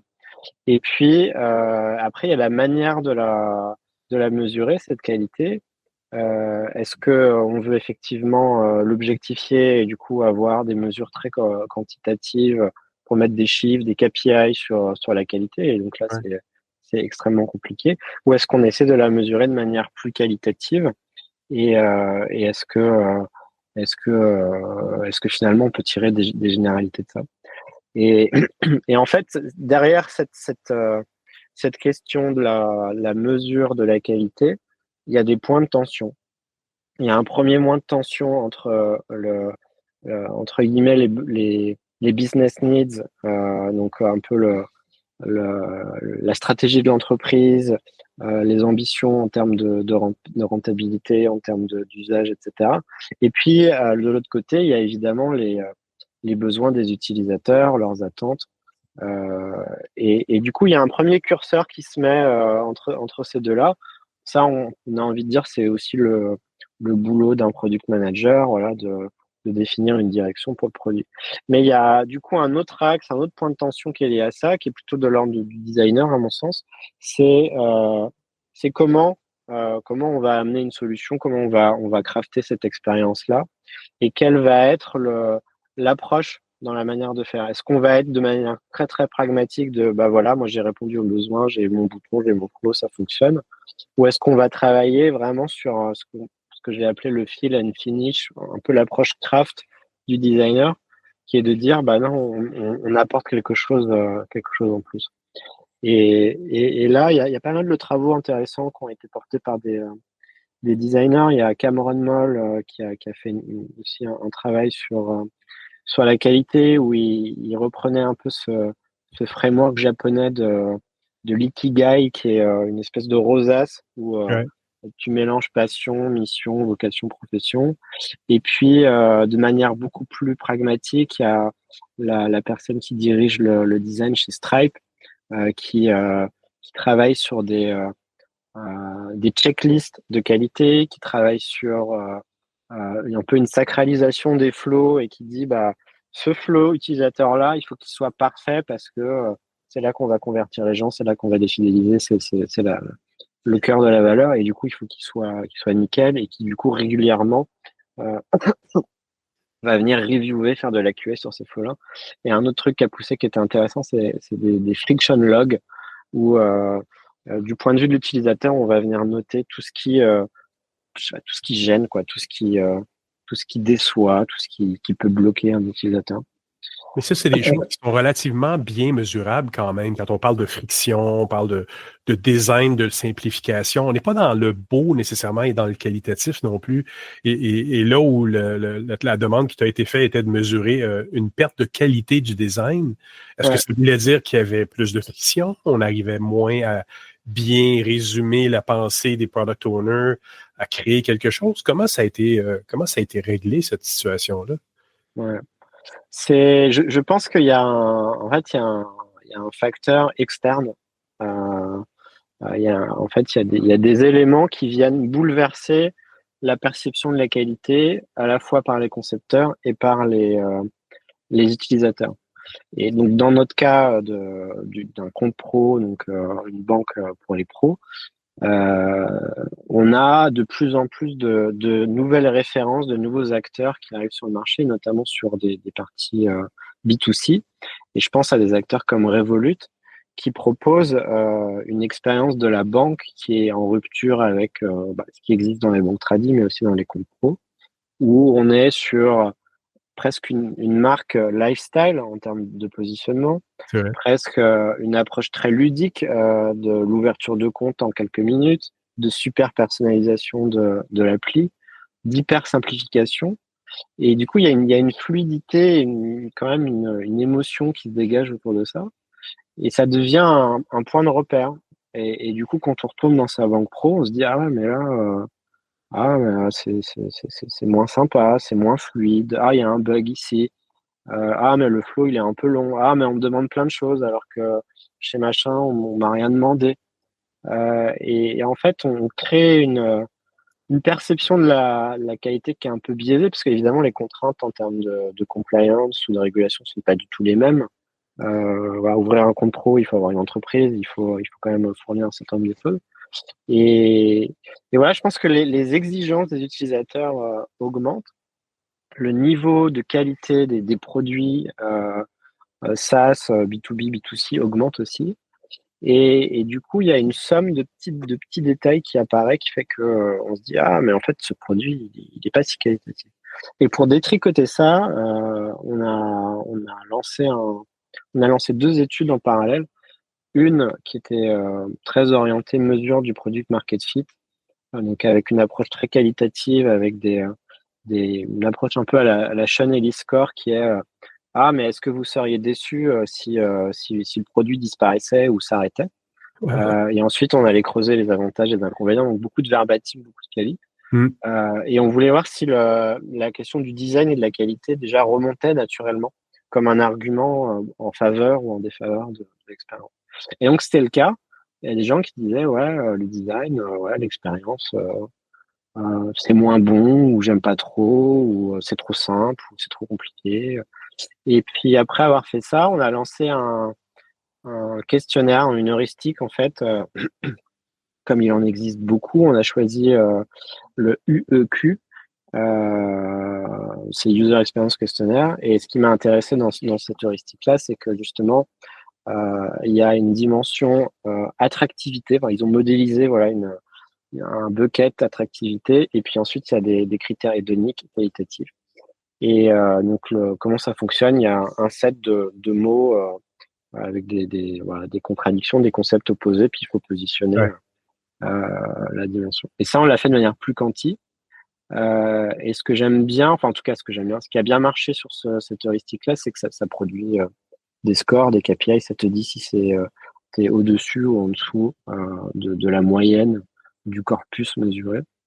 Et l'objectif de tout ça, c'est simplement de faire un lien entre le design, la qualité du design et l'impact sur le business, donc sur le churn, sur l'onboarding, sur l'activation, etc.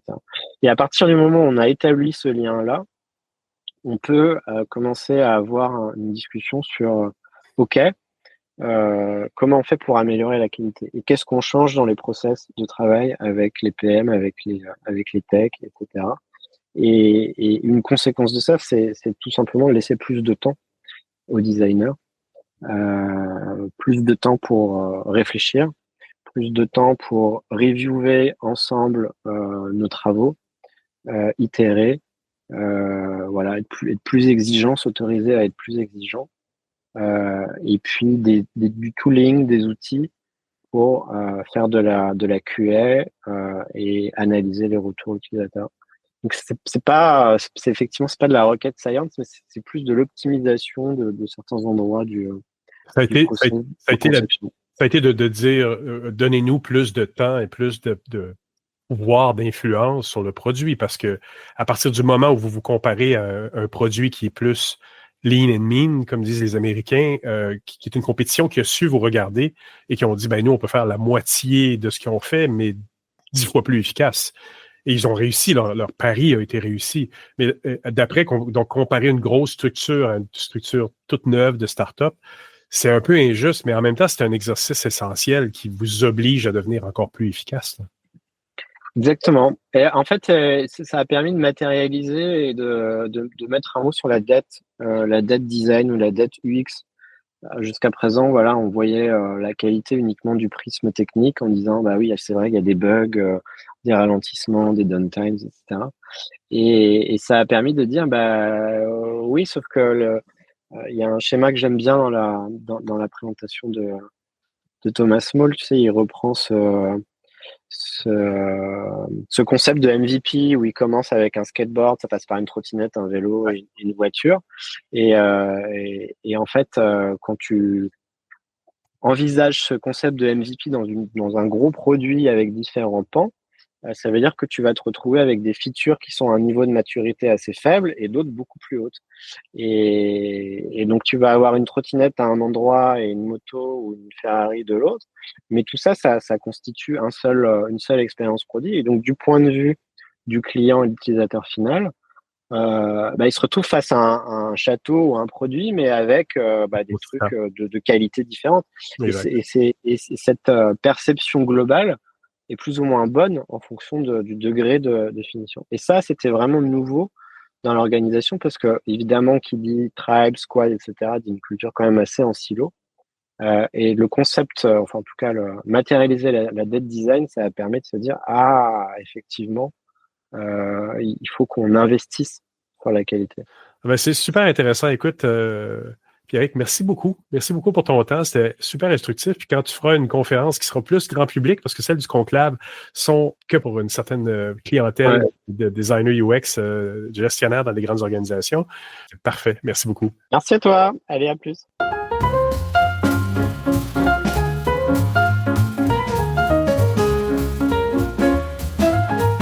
Eh bien voilà, c'est ainsi que se termine cette édition de Mon Carnet. Un énorme merci à nos invités. Merci à mes collègues Jérôme Colombin, Thierry Weber, Stéphane Ricoul et Jean-François Poulain pour leur présence cette semaine. Et puis merci à vous qui avez écouté cette édition jusqu'à la toute fin. Très heureux d'avoir passé ce bout de journée avec vous. Je vous donne rendez-vous vendredi prochain pour une nouvelle édition de Mon Carnet. Et puis sinon, peut-être lundi, si vous avez pris la bonne habitude d'aller écouter 120 secondes de tech au quotidien. Au revoir, portez-vous bien.